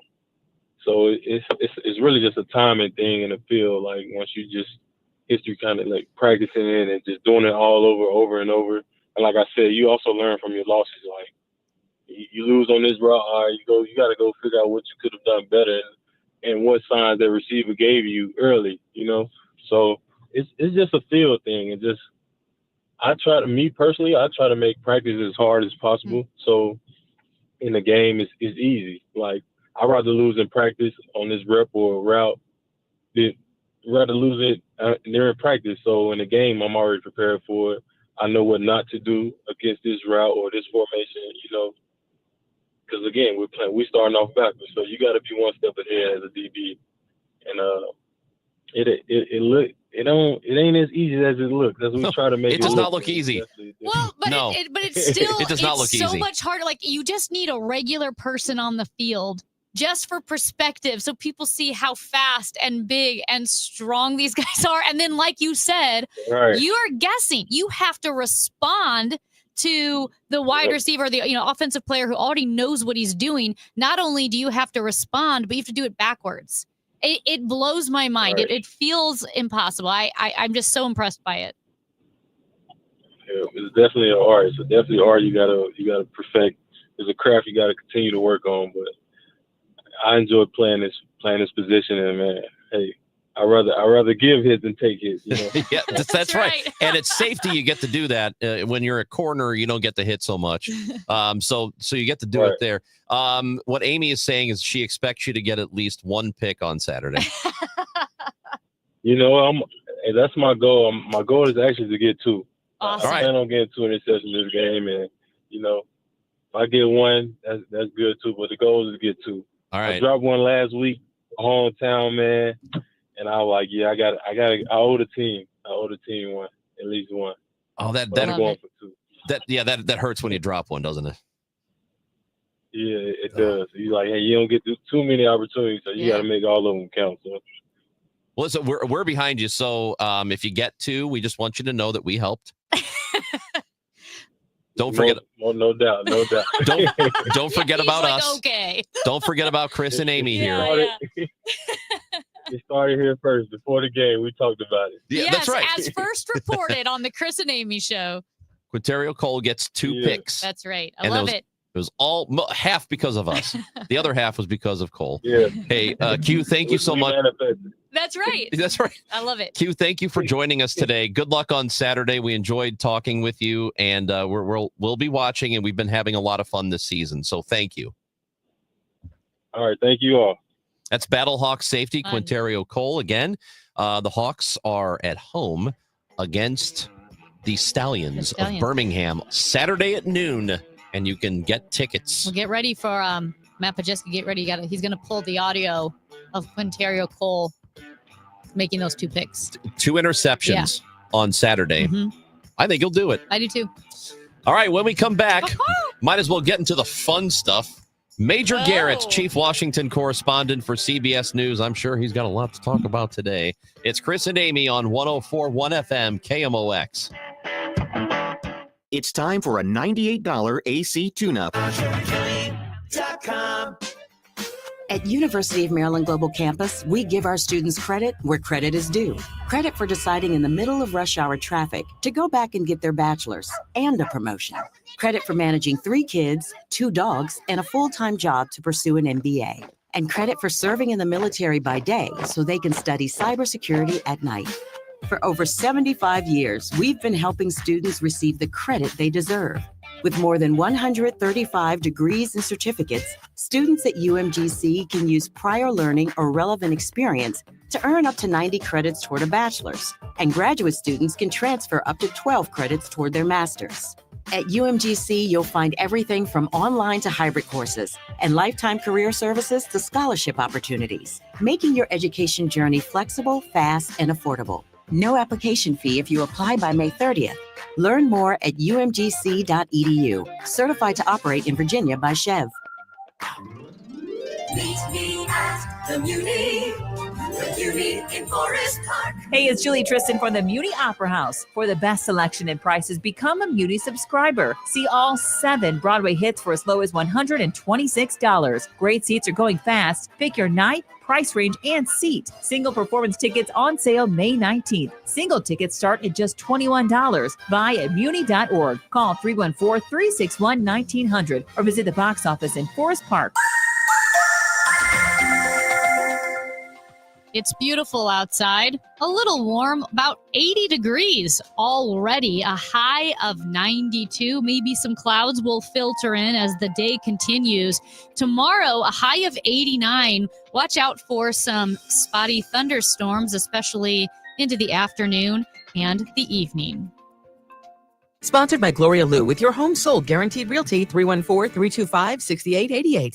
Need to sell your home and you want the most money? The name to remember is Gloria Lou. Yes, Gloria Lou with your home sold guaranteed realty at 314-325-6888 and start packing. Spring is here. Time to have your valuable trees inspected by Gamma Tree to enhance the beauty and safety of your trees. I'm Tim Gamma. I'm Tom Gamma. Don't trust your trees to just anyone. Call the pros at Gamma Tree. Now in our 71st year. Our talented staff of certified arborists can survey your trees to determine their needs, whether pruning, fertilizing, pest control, or removals at the highest level of professionalism. Knowledge and quality are hallmarks of our reputation. Call Gamma Tree today or visit us at gammatree.com. Your trees deserve the best care. Cardinal Cowboy here. Years ago, doctors said I'd never be independent after a bad car accident. Well, I proved them wrong. When proving who's the best in garage doors, Renner does it every time. Whether it's service or a new door, you're covered with top brands like Delden, Amar, and LiftMaster. Keep your garage door running strong with Renner's $100 maintenance check or get a free replacement quote. Call or click RennerDoorSTL.com.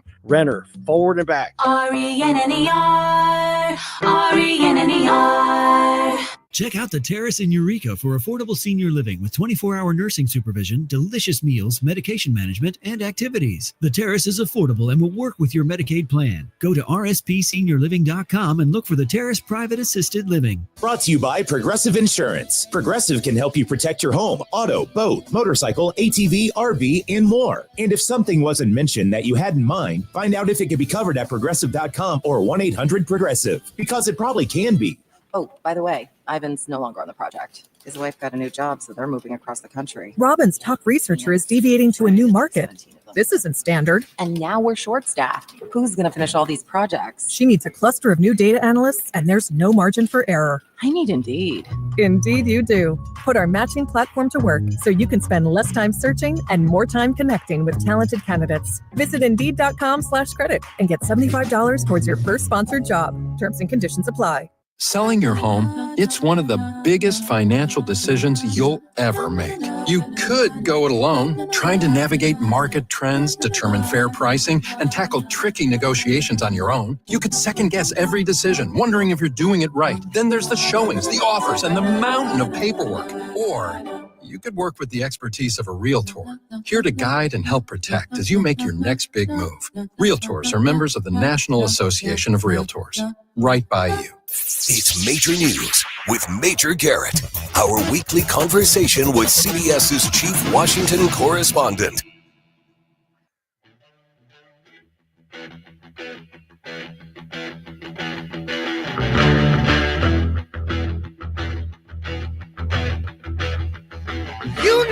It is Thursday, and it's after 10:30, and it means we talk to CBS Chief Washington Correspondent, host of America Decides on CBS News 24/7. Major Garrett is joining us today. Lots to get into. Major, how are you? Very well. How are you? We're doing okay, and as we sit here right now, the Supreme Court hearing arguments about the executive order to end birthright citizenship. So this is something we're all paying attention to because of the power of executive orders, and that's really what this is about, isn't it? In part. There are two issues before the Supreme Court. One, does this president or any president have the power through executive order to nullify what has been settled law in this country since the 14th Amendment was added to the Constitution, providing that if you're born in this country, you become a citizen? And all the Supreme Court precedents that have flowed from that move in the late 19th century. That's one issue. The other issue is much more about separation of powers in our constitutional republic. The Trump administration argues that district court judges should not be allowed to issue orders that nullify executive orders nationwide, that they can only deal with matters for the plaintiffs that come before them, provide them relief locally, not issue an order that is binding nationwide. This is not a complaint leveled by the Trump administration only. The Biden administration didn't like district court orders that were sweeping across the country. The first Trump administration didn't like them. The Obama administration didn't like them. The Bush administration did not like them, because executives believe when they act, they should not be nullified across the country by the order of a single federal district judge. Those are the two issues before the court. I listened to about the first 20 minutes of the oral arguments this morning before I had to get on to some other business. And in typical court fashion, they got deep into the second question, federal district orders blocking executive actions nationwide, not the really big one. Because if this court in any way, shape, or form alters our understood meaning of what birthright citizenship means, it will defer to this Trump administration that's asking a question that hasn't been asked before. Well, it hasn't been asked in a long, long time because it was thought to be settled law. What does it mean if you're born in this country? And if it doesn't mean what the 14th Amendment says and what Supreme Court precedents since then have said, then this administration will have even larger, more sweeping powers to impose its particularly maximalist deportation immigration agenda. I want to ask more about the consequences of that. But before I do, going to the second issue you brought up about the federal judges, is this basically, it's a clunky analogy, but a jurisprudential version of the supremacy clause? Is that kind of what they're looking at? I didn't know I would be a law school oral exam this morning, Amy. Are you mirroring John Hausman in The Paper Chase or something? I need more. You're like rocking it. You're like rocking John Hausman. I'm sorry. And I'm like one of those first-year law students at Harvard with my head buried in my books. Don't call on me, Professor Hausman. Don't call on me. Don't call on me. No, I just need more friends, Major. I'm I going need to fall to get back out on. more. That's what it sounds like to me, Amy. That's what it sounds like to me. I'm going to fall back on that. How about She's exhausting. Well, no, but it just sounds like oh, do you have that? Who if the, No, what right, weighs no. more, an executive for order the benefit of our beloved audience, what Amy asked me is, Is this a clash between an executive or the judicial branch, and who is supreme? Who is more important? And this really goes back to how you define the order of importance laid out in the Constitution. Article 1 is congressional powers. Article 2, presidential powers. Article 3, judicial powers. Which is supreme? Well, as we all remember from basic civics in junior high school, and maybe in college, they all bump into each other, sometimes comfortably, sometimes uncomfortably. But what is supreme? Who is supreme? What is the tiebreaker, if you will, in any clash of powers? And that is what this is about. Who is the tiebreaker? The Trump administration says, and look, the Biden administration in different contexts said this as well, so have previous administrations. Look, if the president of the United States, who is elected by the entire country, through an executive order, seeks to propound a change in policy that affects the things over which that executive has control, and one federal district judge, not an appellate panel, not the Supreme Court, the lowest rung in the federal bench says no, not only can you not do that, but you cannot do it nationwide. And I'm saying that from my little district court in wherever. Is that really a proper understanding of the various powers of the executive branch and the federal judicial branch? It's a big question. And look, just for context, I said that the Biden administration was frustrated by this.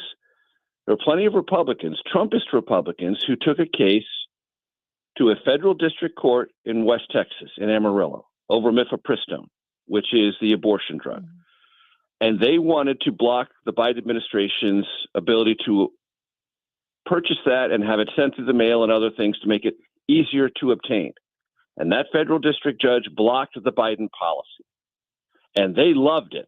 That is to say, the Trumpists and those in the quote-unquote pro-life movement, they loved that one single federal district judge could block an entire administration's policy. So, as often happens in politics, where you stand depends on where you sit. What you like is a good federal district judge intervention. What you don't like is a harmful, unconstitutional appropriation of vast and uncontrolled powers. This has vacillated from administration to administration, but it all circles around this big thing. What is the definition of birthright citizenship? Because that's at the core of this particular clash, and if the court, in any way, shape, or form, reduces the understood meaning of what birthright citizenship entitles you to in this country, that will be a fundamental shift. So the House, the Republican House tax and spending cuts package that is supposed to be voted on next week in a full floor vote. At least that's the expectation. The big beautiful bill, as the president has called it. What's in it now, and what is the likelihood it does pass? So there are lots of things in it, a great number of things. We will not be able to adequately summarize all of them. However, I'm going to devote the entire hour of my show, America Decides Tomorrow, to this very topic. We're not going to do sort of a scan around the world of all the various news things and politics. We're just going to try to pick apart this. But, so you take the 2017 Trump tax cuts, which are due to expire this year. They're extended. There's also some relief for those who are tip earners. There are those who obtain revenue from overtime. They'll get a little bit of a tax break. Corporate tax rates go down. Estate tax rates go down. There is no increase in taxes on the super wealthy. There is no increase in taxes on those who work for hedge funds and accumulate wealth through other means, super high end. So the super high end earners in our country, again, not touched, even though the president has sort of indicated he'd be open to that. There's a weird little thing the president is sort of fixated on about providing deductions for the interest on a car loan. We used to have that. It was eliminated in the tax reform bill of 1986 because everyone decided it was a waste and distorted the marketplace. And if people wanted a car loan, they'd get it and they didn't need a tax deduction for it. But that's now back, at least in the House bill. I'm not sure exactly why. It's supposed to boost maybe vehicle production. The Wall Street Journal has said, look, what the automakers are going to do is they're going to pass on the price of tariffs and have a higher auto loan because people will find those loans more attractive because they'll get a $10,000 deduction on the interest They'll funnel all that money through their loan arms, and nobody's really going to benefit except the auto companies and the auto loan arms of the auto companies. Again, when you make tax changes like this, distortions like that tend to flow.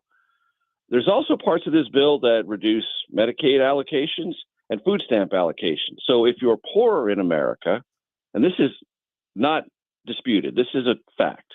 If you're poorer in America, the impact of this bill will be harder on you than if you're super wealthy. If you're super wealthy, the benefits will be pretty pronounced. If you are less well off and you participate in the food stamp program, otherwise known as supplemental nutritional assistance, or Medicaid, you are going to see your benefits shrunk to some noticeable level, because that's where the cost savings come from.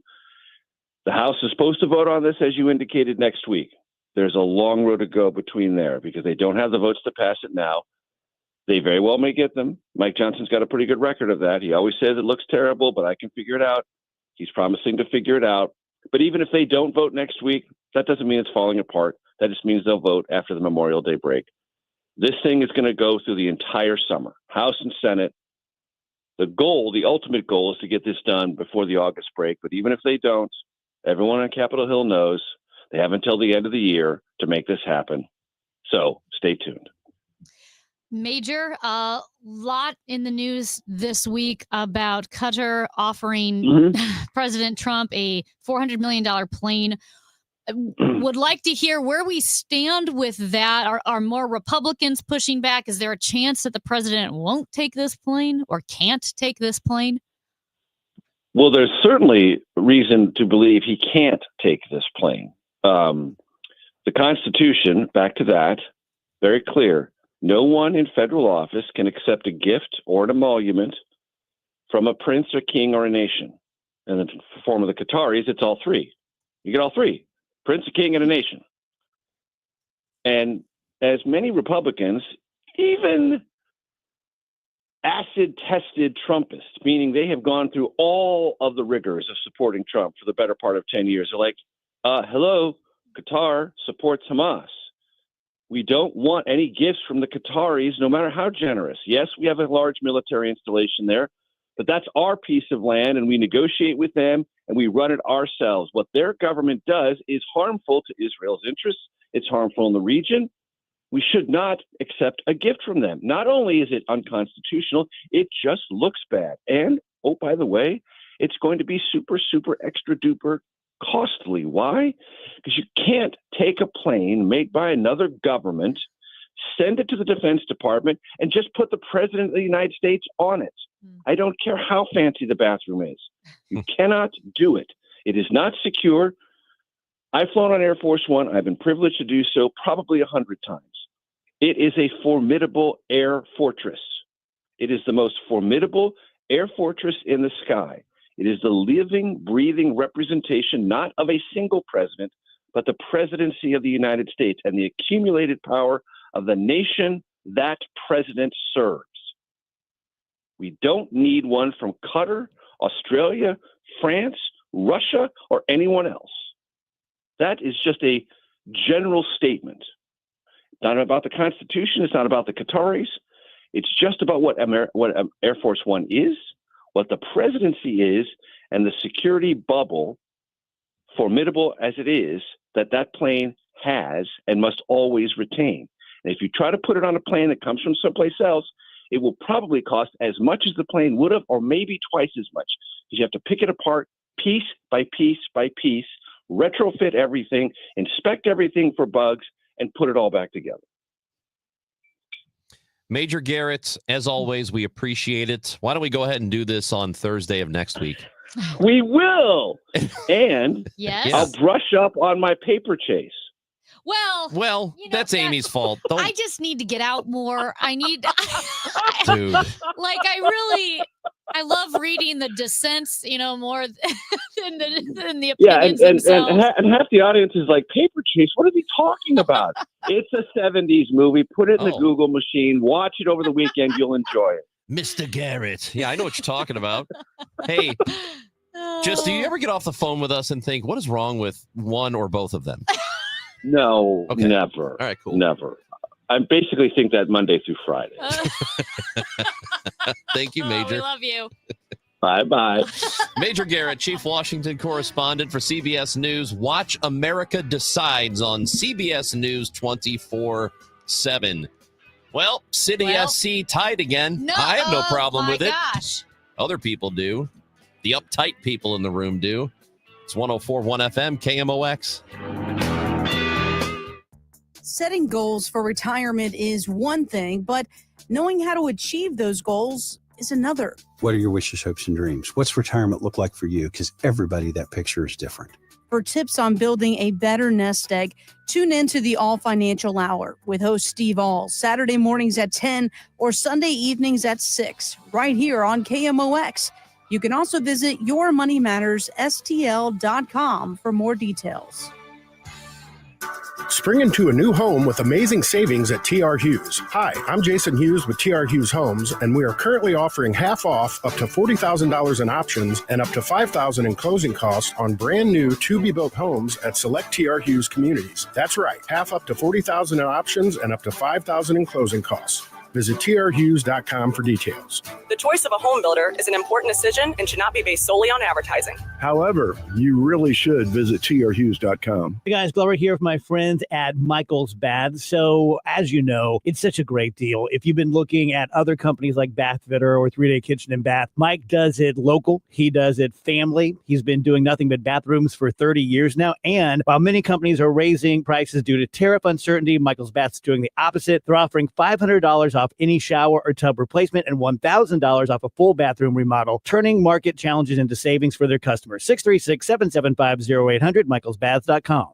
Life insurance. Why are you putting it off? Can't afford it? Too much hassle? Think you don't need it? There's lots of excuses for putting off life insurance. But if you weren't there, who would pay the mortgage and other bills? With Ethos, you could be covered in 10 minutes and boom, family protected. Ethos, fast and easy online term life insurance. Up to $2 million in coverage with no medical exam. Some policies as low as $1 a day. Answer a few health questions and get your free quote at ethos.com/radio. That's ethos.com/radio.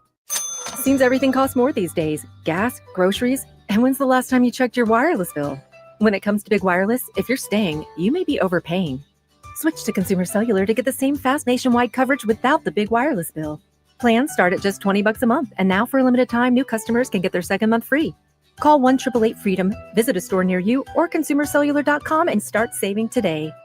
Plans include $5 credit for auto pay and e-billing. Taxes, fees, and other third-party charges will apply. See website for additional details. Don't get lulled into believing the IRS is getting soft. It's just the opposite. Hi, this is Lance Story with the Lance Story Law Firm. We are being told by IRS collection officers that their higher-ups are demanding that they get more aggressive than ever. So don't ignore them any longer. Level up. If you have unfiled returns, unpaid taxes, levies, or liens, call the Lance Story Law Firm today and let us get between you and the IRS. We'll protect your rights, including your right to appeal or even your right to take the IRS to tax court. Remember, IRS problems are legal problems, and they need to be handled by an expert attorney team who's done it for decades. So call the Lance Story Law Firm today. We're local. Our office is right here in St. Louis, or visit Lance, DRURY, law.com to schedule your free consultation with your local tax resolution law firm, the Lance Story Law Firm, 314-260-6120.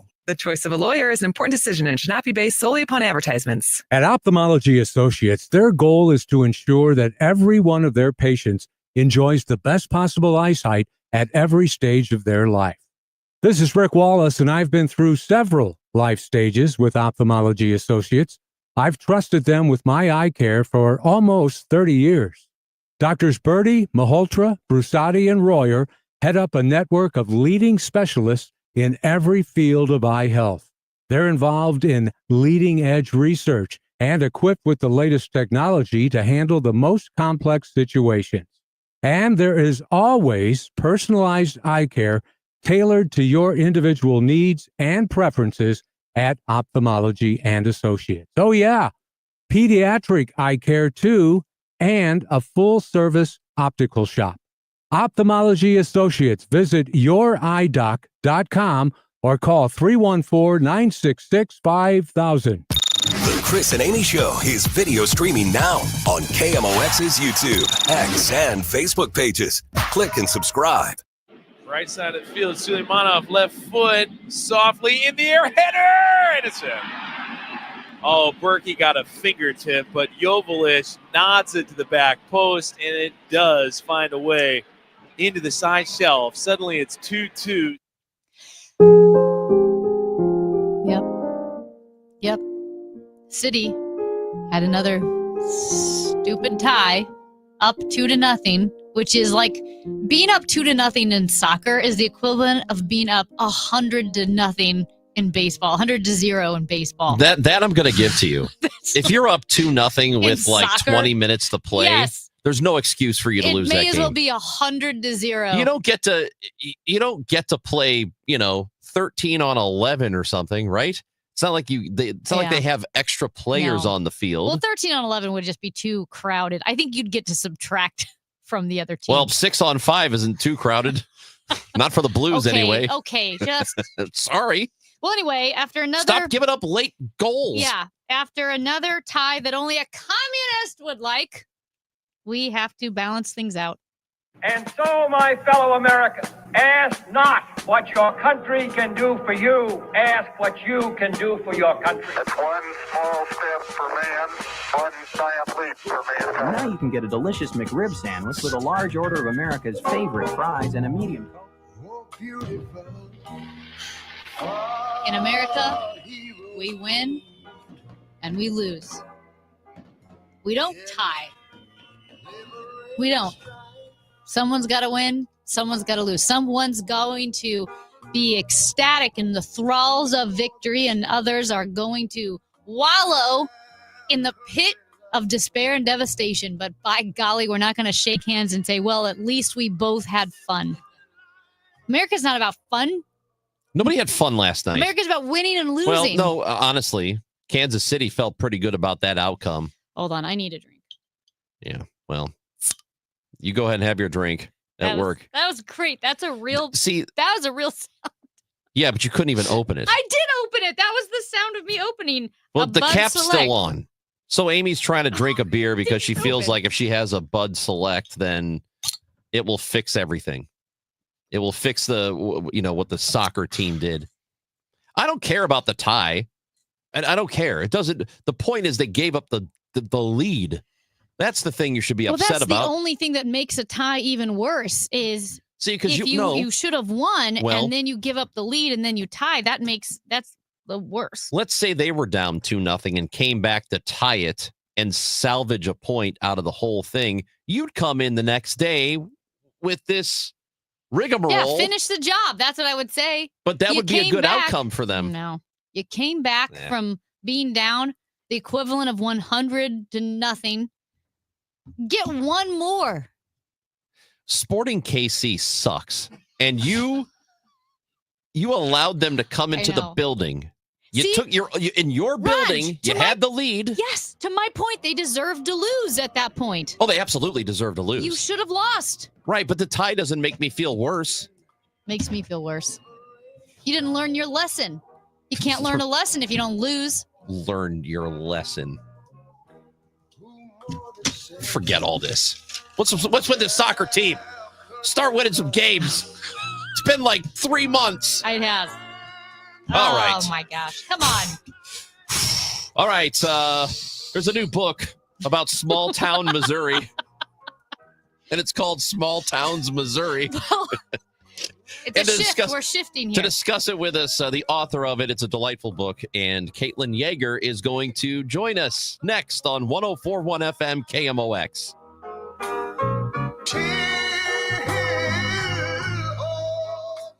Life insurance. Why are you putting it off? Can't afford it? Too much hassle? Think you don't need it? There's lots of excuses for putting off life insurance. But if you weren't there, who would pay the mortgage and other bills? With Ethos, you could be covered in 10 minutes and boom, family protected. Ethos, fast and easy online term life insurance. Up to $2 million in coverage with no medical exam. Some policies as low as $1 a day. Answer a few health questions and get your free quote at ethos.com/radio. That's ethos.com/radio. Seems everything costs more these days. Gas, groceries, and when's the last time you checked your wireless bill? When it comes to big wireless, if you're staying, you may be overpaying. Switch to Consumer Cellular to get the same fast nationwide coverage without the big wireless bill. Plans start at just $20 a month, and now for a limited time, new customers can get their second month free. Call 1-888-FREEDOM, visit a store near you, or consumercellular.com and start saving today.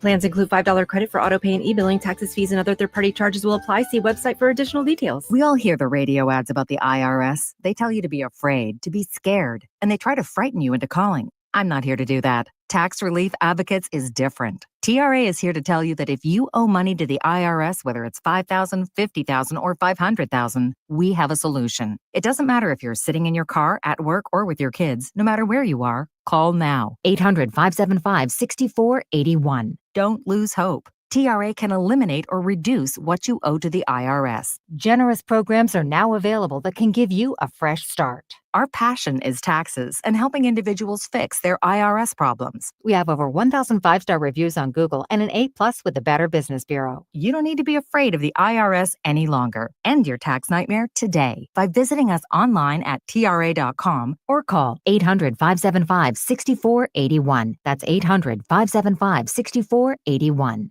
Tax Relief Advocates. Real solutions for real people. The trusted voice of St. Louis. KMOX AM St. Louis. KMOX FM Hazelwood. Always live on the free Odyssey app. Join Lombardo Homes Saturday, May 17th for the grand opening of our newest decorated display at Autumn Hollow in Wentzville. Tour our beautifully designed display home, enjoy light appetizers on us, and experience firsthand the craftsmanship and style Lombardo Homes is known for. Current homeowners, come say hello and meet your future neighbors. Located just off Highway N, west of Hopewell Road, Autumn Hollow offers spacious home sites surrounded by natural beauty in the highly rated Wentzville School District. Visit lombardohomes.com to learn more. When we started Neovitin back in 2009, we wanted to create a multivitamin that we would take ourselves. That's why we use quality ingredients in our Neovitin Original Formula multivitamin. With over 20 vitamins and minerals, along with our physician-formulated proprietary blend, you can be sure you are getting the highest quality daily nutritional support. Give Neovitin Original Formula multivitamin a try for yourself. Find it at your local Schnucks, Dierbergs, and online at neovitin.com. It is 11 o'clock and we have partly cloudy skies, 84 degrees downtown. I'm Debbie Monterey and the news is sponsored by Parties on the Plaza at Westport Plaza.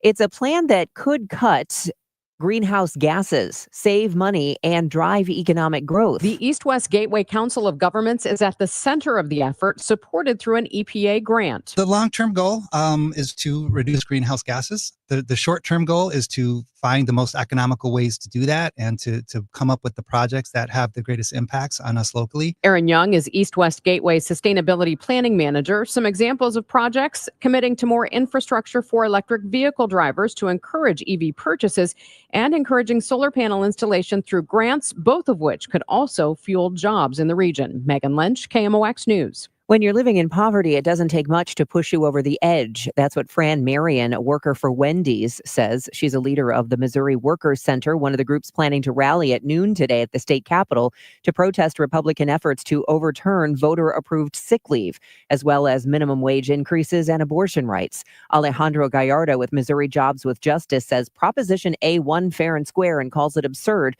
that politicians are undoing the will of the people. Speaking of abortion, last night, Missouri Senate Republicans used a procedural move to shut down protests from Democrats and voted to put on the ballot a constitutional amendment that would ban abortion again in Missouri, overriding the people's vote last November to legalize it. A hospital in southern Gaza says 54 people have been killed in overnight airstrikes in the city of Khan Yunis. Another airstrike in the north of the Palestinian territory left more than a dozen people dead. The Supreme Court is hearing arguments in its first case stemming from the flurry of actions marking the start of President Trump's second term. Before the court today, the Trump administration's emergency appeals of lower orders, putting nationwide holds on the Republican president's push to outlaw birthright citizenship, among other issues.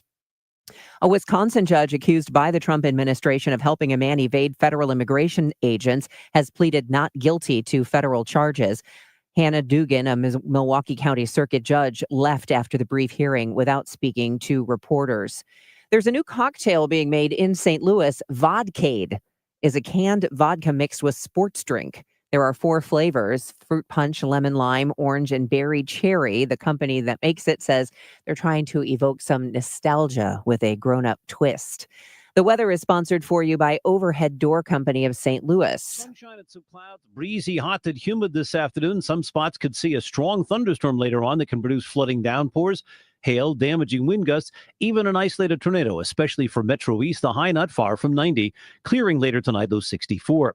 I'm AccuWeather meteorologist Joe Lundberg on 104.1 FM KMOX. It is partly cloudy, 84 degrees. Your garage door is the largest piece of moving equipment in your home. When it needs help, call the experts at Overhead. For the same-day service, schedule online at overheaddoorslouis.com or call 314-781-5200. At 11:03, I'm Debbie Monterey, KMOX News. Chris Ronchi, Amy Markscores, because life is too short for boring radio. 104.1 FM KMOX. Well, I was born in a small town. Hour 3 of the show. Chris and Amy on 104.1 FM KMOX. Do you think every place that Kate? Well, first of all, I'm just going to assume that our next guest has not gone to any other radio shows but this one. Obviously, that would be rude. But just in case, in case she has, I'm assuming that they have come back from break with that exact same song to talk about this book.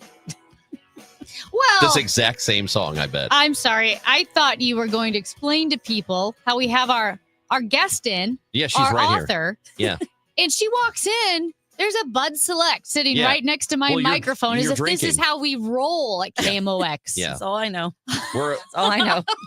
We're doing some car bombs next. Yeah, welcome to KMOX. Yes. Surprise, loose around here. Caitlin Yeager is the author of a new book called Small Towns, Missouri. And Caitlin talks about 50 towns throughout the state of Missouri. She is a St. Louisan, and she is with us now in studio. How you doing, Caitlin? I am wonderful. Congratulations. Congratulations. You seem exhausted from going to all 50 cities. Every single one of them, I swear.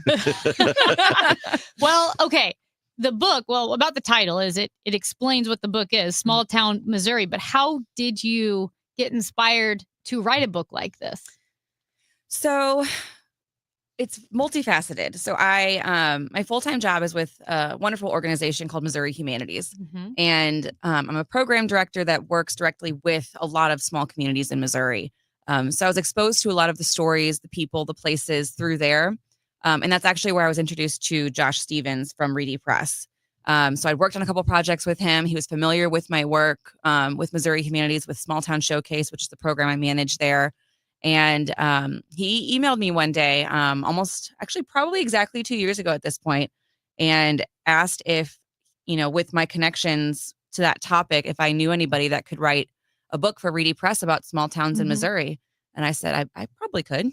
So he took a big leap of faith. It's my first book. And I said, I'd like to take a crack at it.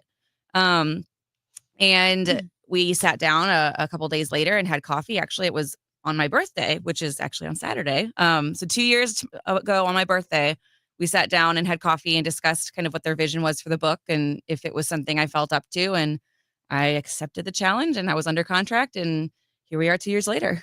So how did you pick the 50 towns that you wanted to write about? It was really hard. I still have the massive spreadsheet on my Google Drive of like my possible towns. So the first kind of categorization we did was population size. So Josh and Reedy decided that, they were going to feature towns under 25,000 people. And quite honestly, there's kind of an interesting breakdown of population under 25,000. There's a lot of small towns that are under 5,000. And I feel like there's a lot of small towns maybe within like 5 to 15,000. But once you get closer to 25,000, there really aren't a lot. So I kind of started with population size, and that was a good guidepost. And I really also wanted to make sure there was geographic diversity too. I didn't want them all to be those Missouri River towns, those Katy Trail towns, those, Lake of the Ozarks towns that people are familiar with. I wanted to make sure that, people could be in any part of the state and find a small town in this book where they could explore. So that was the second one. And then at that point, it was just about making a list of towns that fit that criteria. And I started to do research. If you look in the book, there's bullet points to every town. So there were those bullet points we wanted to make sure we hit with every community when I did that research. And it really ended up being the 50 towns that I felt I could really dig into deeper and had the robust enough information and stories and events and places that could fill the book. So there's so many more to explore that maybe don't have as much as the towns in this book, but are still worthy of a visit. So really, I think this book is a kind of a guide to introduce people to some of these small towns, but invite them to explore more. So some of the towns that you saw that you had not been to before, most, I guess you found to be the most interesting or surprised by? Oh, gosh. There's a couple that have very interesting history. There's a town called Bethel up in kind of between like Kirksville, Hannibal. And it was founded in the mid 1800s as a communal society. So think kind of that utopian, idealistic. It was kind of popular back then to form these communal societies from a German immigrant named William Kyle. And he came and he had his followers, and they stayed there and they established this Bethel communal society. And kind of, it wasn't communist in a way. It was kind of like everybody worked together, but they didn't have to share everything. So it was pseudo communal. Yeah. And after several years, their leader, Wilhelm, decided to keep moving west. He eventually established the Aurora colony in Colorado, which grew into a very big communal society. But a lot of people stayed in Bethel. I mean, by a lot, I mean, 100 or so. Yeah. It's still a very small town. But that town, there are still a lot of people there that live there and celebrate kind of that interesting history. We hear so many histories of towns that were established because of a railroad or because of a, geographic spot, on a river or, but this one was established because it was beautiful land and they wanted to establish their own communal society, and they still celebrate that history. They have festivals. There's so many original buildings from that era that still exist. And it's just a very fascinating little town. Interesting, and looking through the different towns in your book, one of them is Steelville. A lot of people know Steelville because maybe they go there to go rafting on the river. And I remember years ago, and it was a controversial profile in National Geographic about Steelville being the zipper in the middle, and how Steelville is technically the geographic center of the United States. And it just was looking at the history of Steelville. And I know that people weren't, I don't think they were thrilled with National Geographic not getting kind of an out of towner comes and comes to this small town in Missouri and is, maybe looked at it in a way that if you're not from Missouri, you wouldn't appreciate it. Sure. So if we know Steelville for the rafting, what else did you find out about it? Steelville is a very interesting community. They have a very complicated history of being part of the Trail of Tears. Oh, so, wow. The Trail of Tears during Indian removal from, North Carolina and all those areas, mostly Cherokee people, but other tribes as well. The Steelville area has sites that have been documented as, there were encampments along the Trail of Tears that were there. Near Steelville, there is a site called the Snelson Brinker Cabin. It was the first courthouse for Crawford County, but the family that eventually lived there, there's documented history of them having, people encamped from the Trail of Tears on there, having some burials potentially there. And honestly, that property itself is such a kind of a haunting history, because not only do they have the history of the Trail of Tears encampment, they're very near a spring, very near Merrimack Iron Works, but they also have a history of the youngest person to ever be executed in the state of Missouri. Oh. So their enslaved person that they had on their property was accused and convicted of murdering their daughter. And there's a story, you can look it up. It's called Mary a Slave. And she was 13 years old. And so it's, very, very dark history there, but very interesting that this little town of Steelville has some very significant history. When, yes, you're right that a lot of people might only associate it with having beautiful places to float, which it is. But I think you have to look deeper at some of the, deep history and powerful stories that are really defining of that time period when that town was kind of growing. Missouri has, as you've mentioned, a lot of history here and a lot of small towns that are part of American history. And through the 50 that you wrote about in this book, and what's great about it is that you could take it, and if you just decide, like you mentioned Bethel, and it's 2.5, less than 3 hours to get there, you can go take a day trip and go up and see it. If you want on a weekend, if you feel like doing something like that. In doing this, were there any other sort of hidden gems that you felt like you ran across that you were like, where did this come from? I hesitate to call things hidden gems because I don't want to assume that I have discovered something or I'm the one that's right. Because there are people there, but it's like if you live in a city, you're here or in Kansas City, you wouldn't maybe venture out that far. So, have we heard of the Hubble Space Telescope? Yeah. Yes. So, like our window to the universe. Edwin Hubble was from Marshfield, Missouri, which is down off of Highway 44 near Springfield. So that's a really interesting kind of international connection to astronomical history right there in Little Mansfield or Marshfield, Missouri. And then Mansfield, which I just stumbled over, but it's just south of Marshfield. Laura Ingalls Wilder, the writer of the Little House books, beloved children's books that many have read.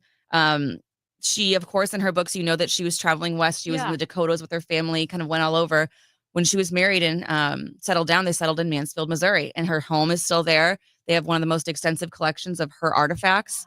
And that's where she wrote the books, was in Mansfield.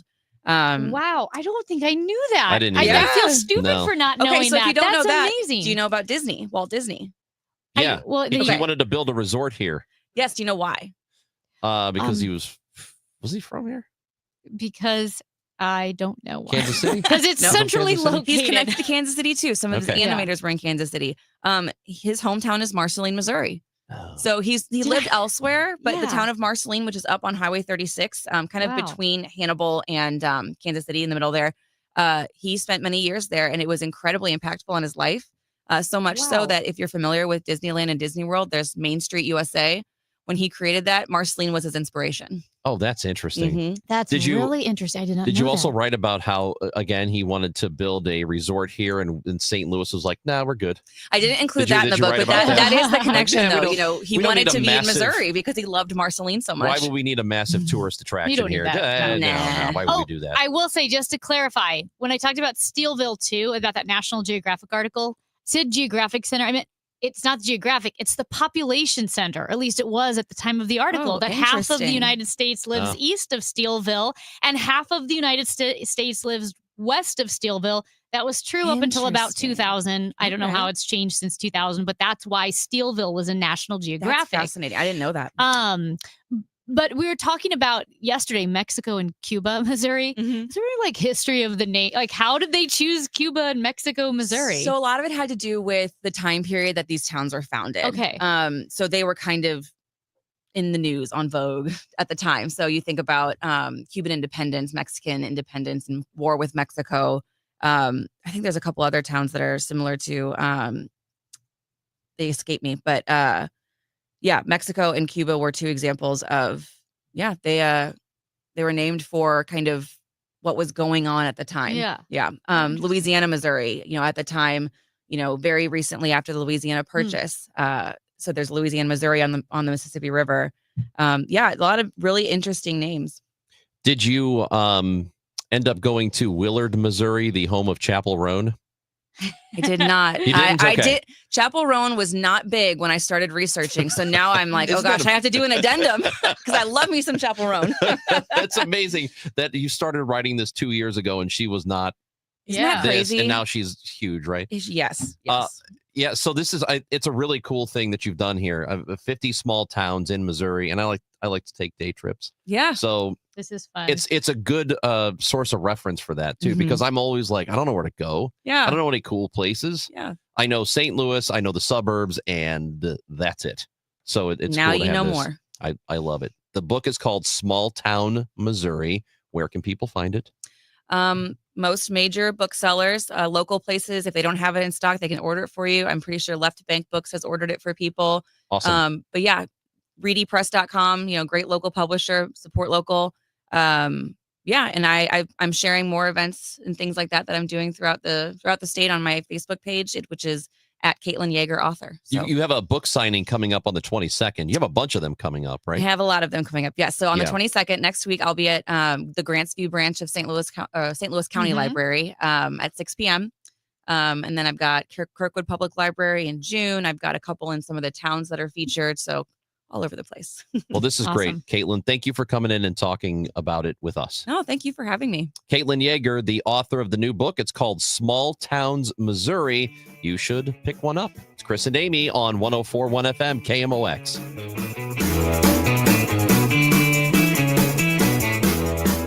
Now, 90 and 60. A look back at the latest St. Louis City SC match. Presented by Woods Basement Systems, Inc. Out of the middle of the field. Moves it wide. Horn crosses it. Header! Kangaroos it up over the bar. San Diego orchestrating up the right side. Left-footed shot. Back post! Rings off the back post. Anders Dreyer slams a line drive. City happy to escape. Still tied 0-0. Cello laser. Oh, flick. Header. No ball. A big header off the post, but it's flushed on home. Final score is San Diego 2, St. Louis 1. Up next, City SC faces Sporting KC Wednesday night. Kick at 7:45 on Y98. Tripping over uneven concrete? Don't replace it, raise it with concrete leveling. Call the all things basement-y experts, Wood Basement Systems, for a free estimate at 618-249-5503 or learn more at woodsbasementsystems.com. Feel like everything's clouded by doubt? Visit CaliforniaPsychics.com. Our psychics are available to talk 24/7, and we guarantee if it's not life-changing, it's free. Experience the joy of certainty. California Psychics. Check the back seat. Check the back seat. Gets in your head, right? Good, because every year dozens of children are forgotten in the back seat. Cars get hot fast and can be deadly, so get it in your head. A message from NHTSA and the Ad Council. Here at the Almond Joy Factory, where tropical vibes abound, we use soft, fresh-tasting coconut. The crunchiest almonds and delicious chocolate candy. Ah, but do you know what our most important ingredient is? Sometimes you feel like a nut. Sometimes you don't. Almond Joy's got nuts and something even way better than that. Yes, Almond Joy is made with almonds and joy. Ready for instant curb appeal that comes with a 25-year transferable warranty? Call Rhino Shield today. We do brick, block, stucco, asbestos, aluminum, steel, cedar, and more. Over the past 20 years, we've done thousands of homes, businesses, churches, schools, condos, parking garages, large metal buildings, and strip malls, from Champaign to the Lake of the Ozarks. We do flat and sloped metal roofs to extend their lives too. Proud to be veteran-owned and manufactured in the good old USA. So we're tariff-free. We're exceeding expectations every day. Evaluations are free. A+ rated with the BBB and a lot of 5-star Google reviews. Call 877-25-RHINO, 877-25-RHINO, or 877-25rhino.com. See what we did there? Genius. Tell them, ladies. No pain, don't Rhino. Go Rhino Shield. Never paint your house again. Rhino Shield. Hey guys, Glover here for my friends Mark and Neil Gelman from the Gelman team of eXp Realty. If you want immediate cash for your home or to see what your home is actually worth in today's market, find out for free from the local experts. 314-336-1991. Go to thegelmanteam.com. I'm John Morgan of Morgan & Morgan. We recently received a call from an injured person. The insurance company had offered them $11,000. We took the case over and got more than $2 million in court. Morgan & Morgan. Visit forthepeople.com for an office near you. The Peace Lily is so last year. Hey, has anyone worked with fiddlenecks? Shelby's popular flower shop is in full bloom. We just got a request for an arrangement that evokes air. Who's up for that challenge? No? She needs to hire a floral designer to nip foliage faux pas in the bud. I need Indeed. Indeed you do. Our advanced matching helps find talented candidates so you can connect with them fast. Redeem your $75 credit at Indeed.com/credit. Terms and conditions apply. Still getting around to that fix on your car? You got this. On eBay, you'll find millions of parts guaranteed to fit. Doesn't matter if it's a major engine repair or your first time swapping your windshield wipers. eBay has that part you need, ready to click perfectly into place for changes big and small. Loud or quiet, find all the parts you need at prices you'll love. guaranteed to fit every time. But you already know that. eBay. Things, people, love. Eligible items only. Exclusions apply. The Dave Glover Show. Weekdays at 1 on 104.1 FM. KMOX. And it's over. Smattering of boos from those who remain. And now, after the whistle, Benoit and Gadjevich, punches thrown there.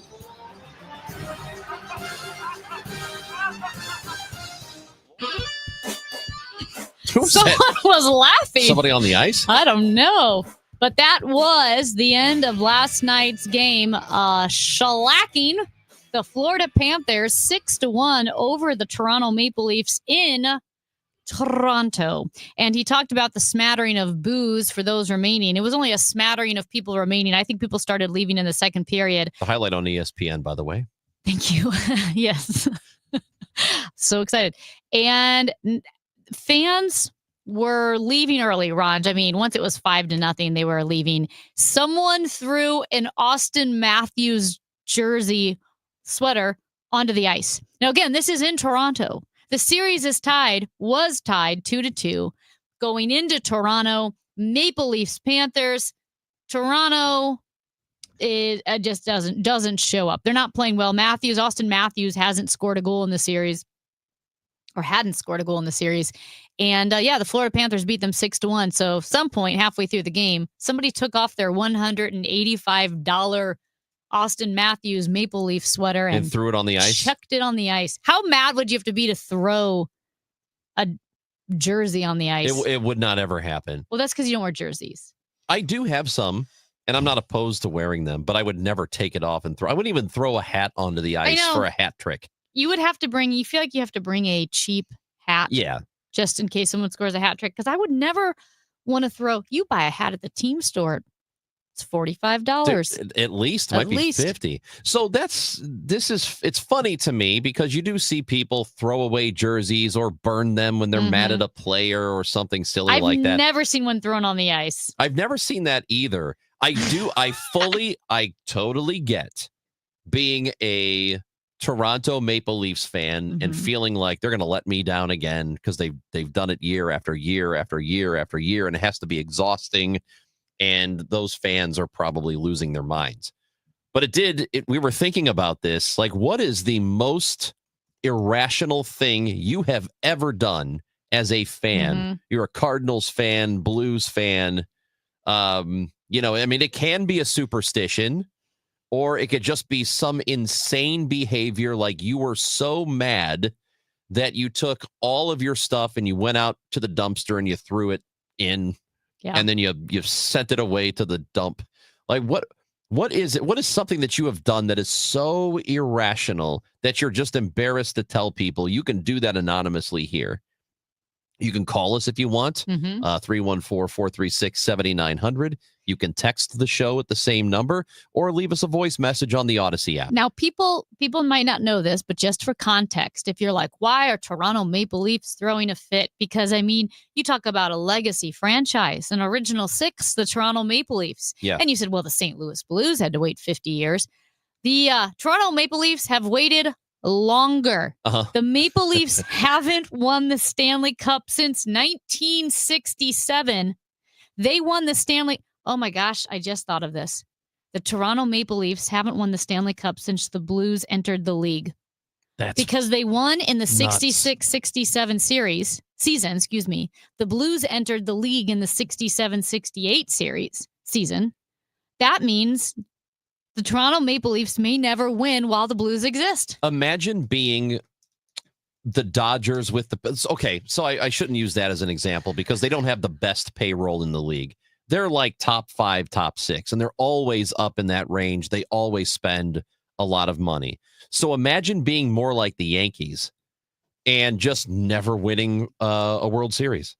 They haven't in a very long time, but they used to win them a lot, and they've always spent a lot. They've been competitive. You know what I mean? They're getting close to 60 years, Ron. Imagine the Yankees not having won a World Series since the 60s. For 60 with the amount of money they spend. Yes.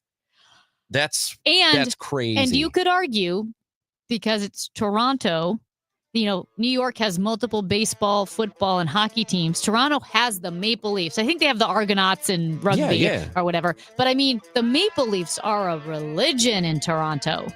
As much as diehard as Yankee fans are, Toronto is next level in fandom.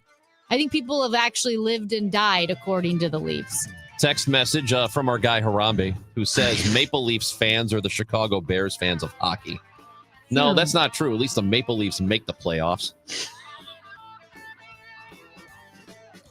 And Brian, with a message to YouTube, says the NHL has a salary cap. Yeah, I know, but teams can still spend more than others. Not everybody spends the same amount of money, and the Maple Leafs are always spending a ton. They invest a lot, and they can't get anything done. That must suck to be a fan of them, like the Bears. But I like Craig Berube, so...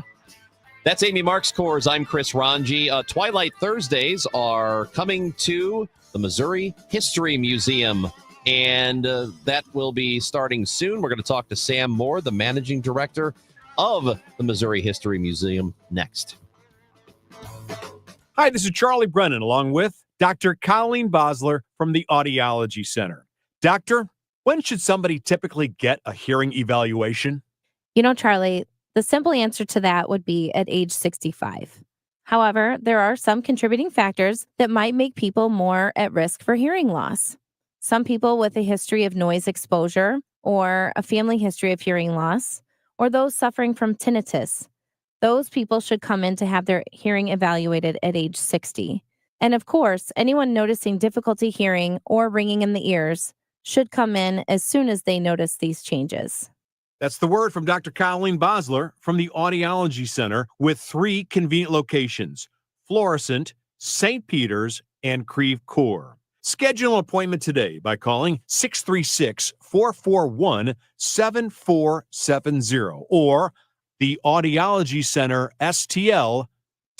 Hey guys, Glover here with my friend Mark Cantor at Cantor Injury Law. So as you know, I'm a lawyer, so I take this very seriously. Mark is a great attorney. He has a great team. He is from St. Louis. He is local. Call 314-628-9999 or visit CantorInjuryLaw.com. The choice of a lawyer is an important decision and should not be solely based on advertisements. Currently, it is sunny and 84 degrees downtown in St. Louis, creeping closer to the high for today. Could get up to 92 degrees. Might get a bit cloudy in the afternoon. Tomorrow, a high of 89.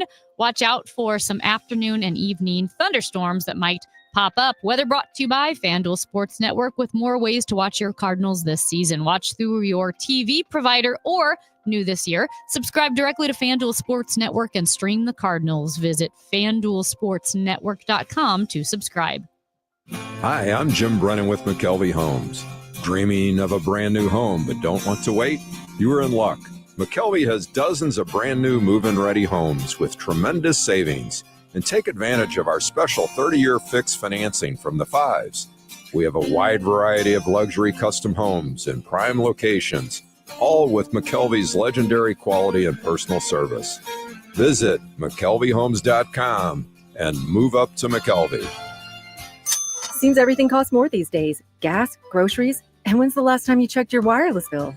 When it comes to Big Wireless, if you're staying, you may be overpaying. Switch to Consumer Cellular to get the same fast nationwide coverage without the big wireless bill. Plans start at just $20 a month, and now for a limited time, new customers can get their second month free. Call 1-888-FREEDOM, visit a store near you, or ConsumerCellular.com and start saving today. Plans include $5 credit for autopay and e-billing. Taxes, fees, and other third-party charges will apply. See website for additional details.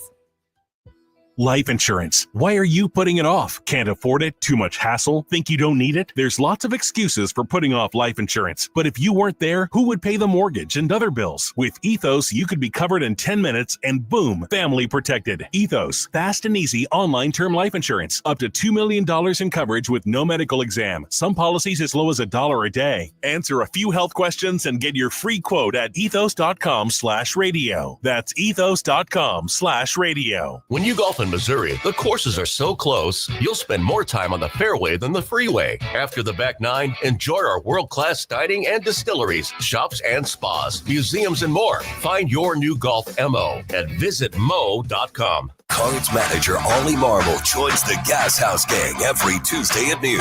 Sponsored by Siteman Cancer Center on the voice of the Cardinals, 104.1 FM, KMOX.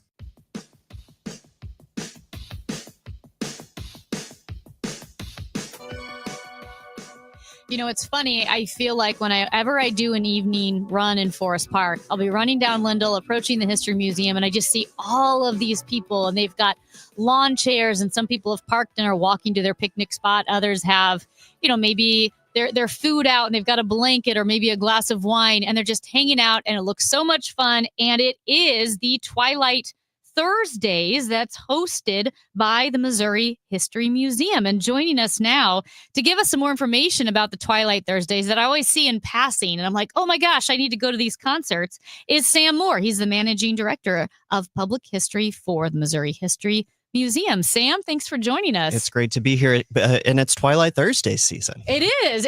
And like you said, you've already had a couple in the books. A little sketchy with the rain, like, okay, we need to know if we're going to call it or not. Yes, but it's worked out every time. Incredible. And today it is going to be warm. It's going to be a little muggy, but we are on for Twilight Thursdays tonight. And dry. Yeah. Yes, it's going to be a great night. I feel like, how long has Twilight Thursdays been going on? Oh gosh, at this point, decades, right? Yeah. This has really become an institution in St. Louis. It's big family reunion, big kind of church picnic, big class reunion, and we think really one of the best concert series in St. Louis. Yeah, no, absolutely. And it happens right there in the North Lawn, which I drive down Lindell a lot, and we'll see people out in their lawn chairs and stuff. And go, that looks like a lot of fun. I should do that. And they start showing up early, right? Yeah. So I got to work this morning do. at about 8:15, and there were lawn chairs in place in front of the. Oh yes. Are you serious? Oh, That's yes. awesome. People take Twilight Thursdays seriously. So So are they hanging out, or they just declare their space? they declare their space, Oh, and they're usually calling dibs. we'll see people hanging out by mid-afternoon, certainly, Okay. kind of getting set, picnics out, blankets out. And what we're really excited about this year is our North Plaza has never looked better. We did a major renovation of it last year. And just recently, our friends Ed and Margie Emo signed on to sponsor that plaza. So it's now the Edward and Margaret Emo Family Plaza at the Missouri History Museum. Oh, excellent. It is so beautiful. So beautiful. It's so I mean, I remember, like I said, I'm in Forest Park every day and seeing when they started working on it and the fences went up, and then the fences come down like a big reveal, like a makeover. Like, oh, that's what was it's behind gorgeous, there. yeah. No, it turned out really, really well. It's more accessible than ever. We took care of some cracked concrete that had become an issue, and it's just the perfect setting for things like Twilight Thursday, for festivals we have throughout the year, and just for you when you're running through the park. So you've got the free concerts that happen there. How do you decide who is going to play? Is it do people reach out to you and say, we want to get in there? They sure do. So this is and we do Twilight Thursdays in May and September, on Thursday nights in May, Thursday nights in September. So we've got 8 concerts a year if we don't have any rainouts, right? And so we are constantly getting inquiries from bands. We work with some great partners who kind of devise acts for us. So last week we had a tribute to Gladys Knight and the Pips. Tonight we've got the Cameo Anthology. In a couple of weeks we've got a tribute to Frankie Beverly and some others. So there's never a shortage of acts, and St. Louis is such a great place to be doing this because this is a music city through and through. Oh yeah, it's so much fun. As a note, since you brought up the May 22nd tribute to Frankie Beverly, they're encouraging people to wear all white. Bring it on. To honor Absolutely. the legendary soul singer, which is kind of fun. Absolutely. I think it's going to be a really, really fun night. Yeah. All right. So also you have food trucks. We have food trucks. And you can bring food too if you want to. You can have your own picnic You out certainly on can. the lawn. Is there a big lineup of food trucks? You just have a few? How does it Big how does it lineup work? of food trucks. So if you're familiar with the History Museum, you know we have 2 kind of side parking lots, and we fill one of those entirely with food. So it changes every single week. There's delicious bites. You can certainly have a full dinner there. You can get some ice cream there. Our friends at Clementine's join us each week, and then also grab a drink of whatever persuasion you're interested in. We've got you covered through the food trucks and the drink trucks. And it probably goes without saying, but just as a reminder, it's free. You don't have to buy tickets. It is you free. Get to hang out, show up, listen to some great music. I think it's always fun because it's such a great family-friendly event. I'll see like the older people, the parents, sitting in their lawn chairs, talking, having a drink, and kids are running around and playing. It's such a fun community event. Could not agree more. I think, it's one of the best concert series in St. Louis. It's certainly one of the most diverse crowds you'll see in St. Louis, and free, right? St. Louis is an incredibly generous place. It means we're free at the Missouri History Museum. It means so many of our programs are free. It means Twilight Thursdays concerts are free as well. And you can bring your pet. And you can bring your pet. Yes. Now, what I'll say is there are a lot of feet. There are a lot of people. We'll see 5,000 people there. Yeah. Right. Be careful with your pet. Be wary of that, but certainly furry friends are welcome. And then what about the museum itself? Like how long is it open if people want to come and visit before the concert? And Sure. So we are open. We are open every Thursday night throughout the year until 8:00 in the evening, and that's right about the time that Twilight Thursdays wrap up each week. So we're open during the concert. You can come in, cool off. We've got clean restrooms in there, and then also we've got things like our World's Fair exhibit that just welcomed its 200,000th visitor, and it's only been open for a year. We've got our new Collected exhibit that shares more of our collections, fascinating pieces, some of which have never been on display. And you can visit the Sold on St. Louis gift shop too. So all of that is accessible and available during the concert. Is the World's Fair exhibit permanent? It is permanent. Okay. Yep. That'll be around for a long time. well, but the dress that Judy Garland wore when she sang "Have Yourself a Merry Little Christmas," is that permanent or is that traveling? That is gonna that comes back each holiday season. Okay. So we only had it around the holidays, and actually, I just made a little bit of news. We haven't announced that it's coming back this holiday season, but it is. Oh, the Judy Garland dress is coming back. That's when I went. I went before Christmas. And I wanted to see the Judy Garland dress. So I went literally just for the Judy Garland dress. And then, of course, I stayed there for like 2 hours. But That's how we get you. Yes, you get us in with Judy. Love Judy. You get us in with Judy. And then, but I went before Christmas. And I say that because that gift shop is insane. Oh, excellent. Because it's like, it's a history museum stuff as well, but it's local artists. It is. I bought my mom, I was so excited. They had a shirt there with the old school Famous Bar logo on it. I bought my mom a Famous Bar t-shirt for Christmas, and I was so excited. They have stickers and cups and jewelry and clothes. T-shirts are really nice clothes, like a higher end, like fashion piece. The gift shop's amazing. Yeah. So I'm glad you got the Famous Bar shirt. One of my favorite shirts from the shop is a Venture shirt with the black and white logo. Venture shirt? Yeah. Oh, it's great. Oh, I love that and I get shirt. comments on that every time I wear it. No, so we relaunched that a year and a half ago on St. Louis's birthday, and just leaned into this idea that St. Louis is a fascinating place with fascinating brands and makers and products. And that's what Sold on St. Louis is we're selling food and clothing and art. And in a lot of cases, now we've got more than 200 local vendors featured in the shop. Many of them have never had a presence in a brick and mortar store before. And so it's been just really, really neat to showcase St. Louis and make that our primary mission inside the shop at the History Museum. You've already broken one bit of news. Is there any other news you want to break here that there might be an exhibit coming that nobody knows about yet? So here's what I'll say is this weekend, if you've been to the Missouri History Museum at all in the last 25 years, you have been to our Seeking St. Louis galleries on the second floor of the museum. Those close this weekend. After 25 years open, because we're starting work on a brand new 12,000 square foot journey through St. Louis history called Gallery STL. It's going to be a couple years before that opens. There's a lot of work to do on it, but it's a really, really big step for us and how we share the St. Louis story and introduce people to a St. Louis they've never met.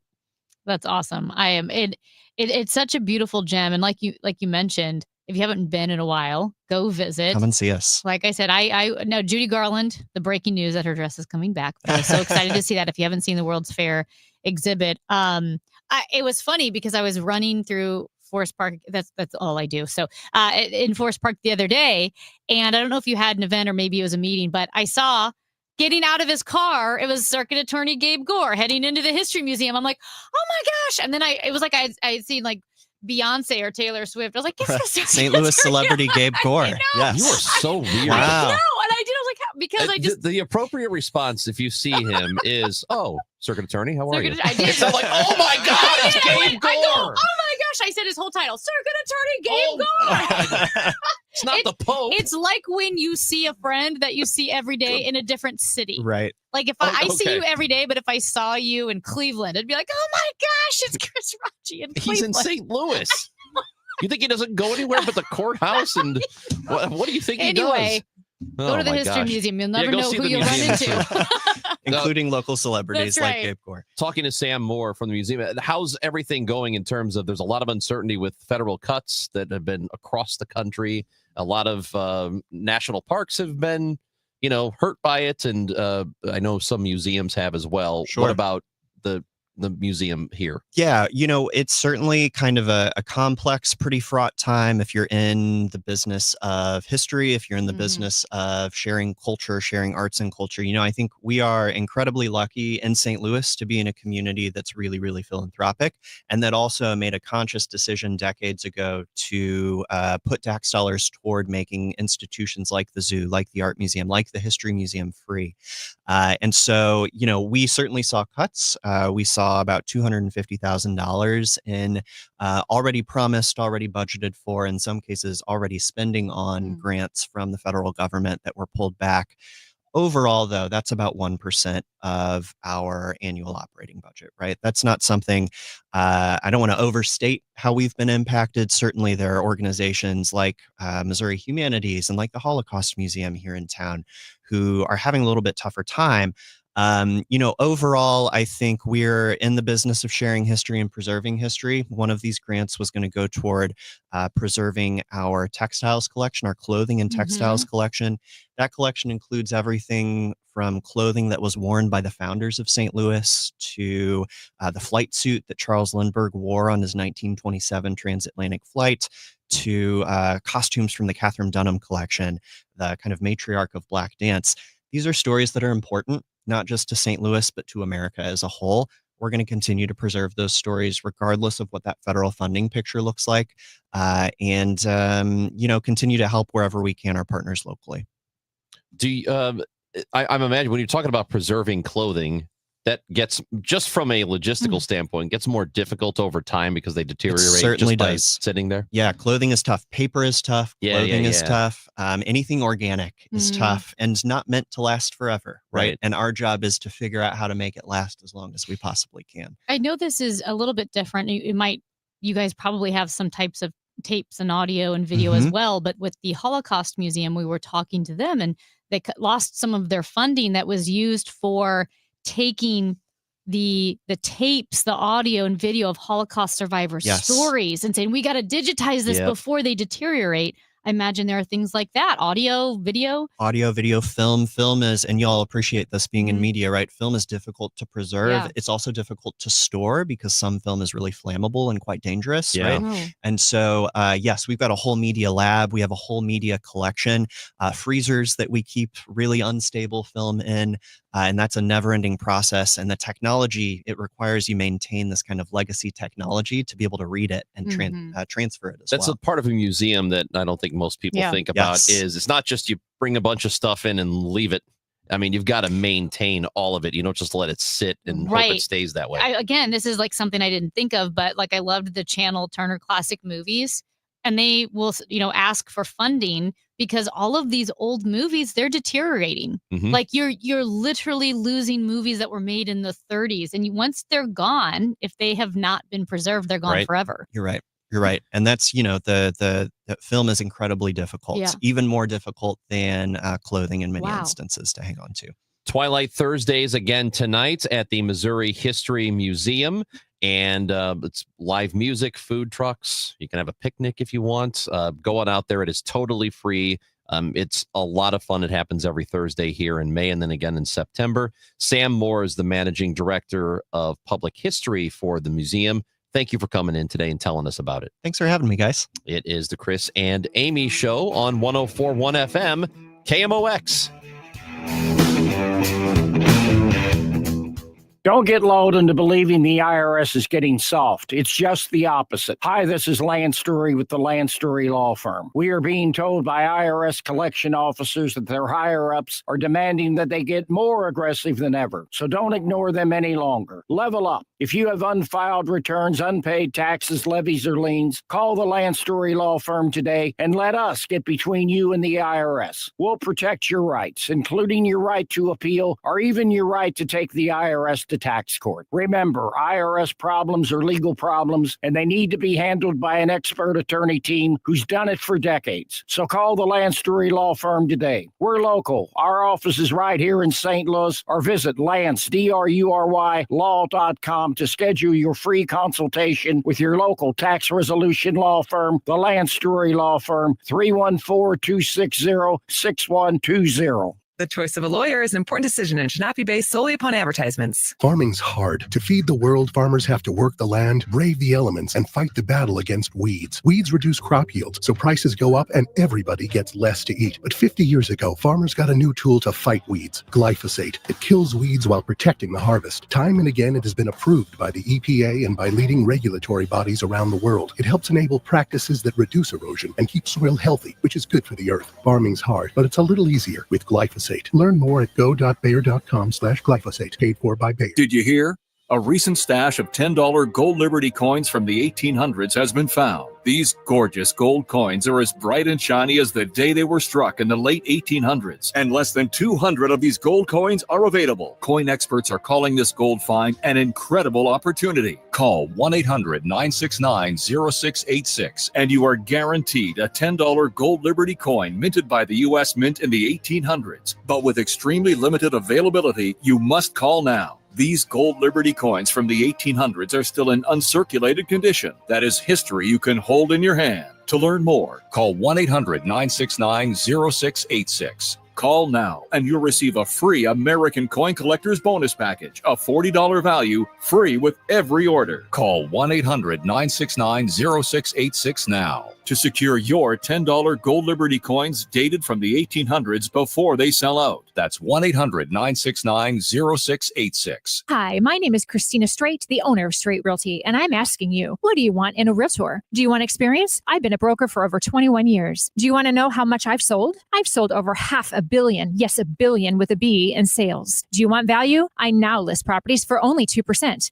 So, if you're looking for all these things and want the best, then call me 314-441-4444. Why pay more than $2? You can also listen to my podcast on my website, straightrealty.com. Commissions are not regulated and negotiable. Straight Realty is a licensed broker in the state of Missouri. Hey, it's Matt Pauley telling you about i3 Broadband. You've heard me talk about them. They provide the internet in my home. I love them so much. The reliability is great. Let's talk about price for a moment, though. They've got an introductory rate at $19.99 a month for one of their service options. No bundle ever required. You're going to save $10 a month over the cable company. They've got great pricing on all of their different packages, going up to 8 gigs upload and download speed, always mirrored. See if they're available in your neighborhood. Put your address in at i3broadband.com. Spring is here. Time to have your valuable trees inspected by Gamma Tree to enhance the beauty and safety of your trees. I'm Tim Gamma. I'm Tom Gamma. Don't trust your trees to just anyone. Call the pros at Gamma Tree, now in our 71st year. Our talented staff of certified arborists can survey your trees to determine their needs, whether pruning, fertilizing, pest control, or removals at the highest level of professionalism. Knowledge and quality are hallmarks of our reputation. Call Gamma Tree today or visit us at gammatree.com. Your trees deserve the best care. Get this, 42% of baby boomers don't even know how much money they have in their nest egg. If you're not sure where you stand in terms of getting ready for retirement, you should be listening to the All Financial Hour with Steve All. Let's sit down and talk about your questions, because I think that's the most important thing that it is out there. It's what questions do you have? Saturday mornings at 10 or Sunday evenings at 6, right here on KMOX. Chris and Amy now. The Dave Glover Show at 1 on the voice of St. Louis, KMOX. Yeah, the Maple Leafs used to be called the Maple Laughs because they were so bad. And in fact, when the internet started, they didn't have a website because they couldn't put 3 W's in a row. At least that's what I've heard. Wow. Let's go Blues. Wow. Couldn't put 3 W's. Do you know what? Just complete sidebar. Okay. One of the things that doesn't happen very often, but when it does happen, Yeah. I just go, ugh, has a real cringe. Yeah. When people are giving out a website, like if it's a commercial or something, they go, just go to the website, www. You don't have to say the W's. We know. Just say the website. And it's really hard to say W 3 times in a row. http://www.chrisroungy.com. Might as well. Why wouldn't you? We asked you what the most irrational thing you've ever done as a sports fan is. Yeah. So please let us know. We got a few more minutes to get those. In the Toronto Maple Leafs walloping by the Florida Panthers in Toronto, at some point halfway through the game, a fan took off his very expensive Austin Matthews jersey and chucked it onto the ice. You can have it. I know the series isn't over yet. I know the It's game. 2-2. It's tied. Well, it's 3-2 now. Oh, it's but 3-2. It was 2-2. 2-2. I just think it's so funny that you're right. The series isn't even over, and he took his jersey off and threw it on the ice. Well, but also I get it because he just feels like the inevitable is coming and they're about to blow that series. This text message from a 314. Mm-hmm. In the late 90s, when we kept losing every year to Detroit. Oh, he's talking about the Blues. Yes. When that we was my life. Oh, God. Steve Yzerman. When we kept losing every year to Detroit, we lost game 6 at home, and my college roommates and I burned a life-sized cardboard Celine Dion outside of our apartment building. It burned a little more than we thought it would have, and shortly thereafter, the fire department showed up. We snuck out the back window of the apartment and laid low for the rest of the night. Go Blues. What did Celine Dion have to I don't do know. with it? She wasn't from Detroit. That just, all it that's meant amazing. was they had a Celine Dion cardboard cutout. I forgot. But why would they have that? I know in 2000, it was 2004, 2006. I think it was 2006. A friend of mine, they inadvertently, I don't know, had a Tom Cruise shrine. So every time the Cardinals played, they would like light this candle in front of a picture of Tom Cruise, and then they paid $75 on eBay for a fake bloody rag that was used on Born of the 4th of July. What? No, not even joking. And they would light the candle at the Tom Cruise shrine like every Cardinals game. Because apparently whatever year it was where the Cardinals had a huge comeback in one of the games early on in the playoffs. I don't know what it was. But at any rate, yeah, they had, I mean, that maybe he has nothing to do with the game. So maybe Celine Dion was one of those. Have you ever done anything? You're not irrational. Pajeski, have you? I'm too. Well, no, you're like I'm very emotional about everything except for sports. I'm very just like straight faced. I kind of am too. I've never really thrown anything. I think the most irrational thing I've ever done is at a college basketball game when ISU was playing. Yeah. And the officiating was horrible. And I was like, I was in the front row. I was screaming at it. I was like a freshman. I think I was a freshman in college. Gosh. I was screaming at the officials. Mhm. I think I had a mini heart attack. I'm not kidding. I felt like a strain. I think that I probably took 5 or 6 years off my life just because of this one game. It was against Drake, and the officiating was terrible. You were apoplectic. You think Frank Ladd has ever done anything irrational I don't know. at a sporting event? I will say this though, when I care a lot, like the Blues or the Cardinals, I actually just become more serious. I become more serious and less emotional the more I care. Apoplectic. Okay. Okay, go ahead. If I don't care, like if it's something I just immediately got into, like the Rory McIlroy and the Masters, like it's fun, but it's not it's not really my team. I was screaming at the television, but not if I care. Did you never thrown anything though? Yeah, when the Cardinals won the World Series in 2006 or 11, I actually don't remember. Oh, but that's that. Yeah, I that's had a pretty hat. fun. And I like threw it up in the air like, wahoo! I had a buddy who used to throw hats, and one time he threw one in the stands like 2 sections over. I can't remember if he got it or not. He was a weirdo. Colonel Ripper said the most insane thing I ever did was to high-five a stranger next to me after a Matt Adams home run. Okay, come on. It was Matt Adams. I don't know. This message says I dressed up as the rally squirrel during a Cardinals season in 2023. It was like 10 years too late. All right, we'll be back at it tomorrow at 9 o'clock on a fun Friday. We're going to have some fun here, the Chris and Amy Show. We get started at 9. We go until 12. But coming up on the Gas House Gang, you're going to want to stick around. Nate Gatter and I are going to talk Cardinals baseball with you. We are going to be joined by Matt Carpenter. He'll be with us at 12:30. He announced his retirement yesterday. And Carpenter joins the show coming up. Gas House Gang next on KMOX.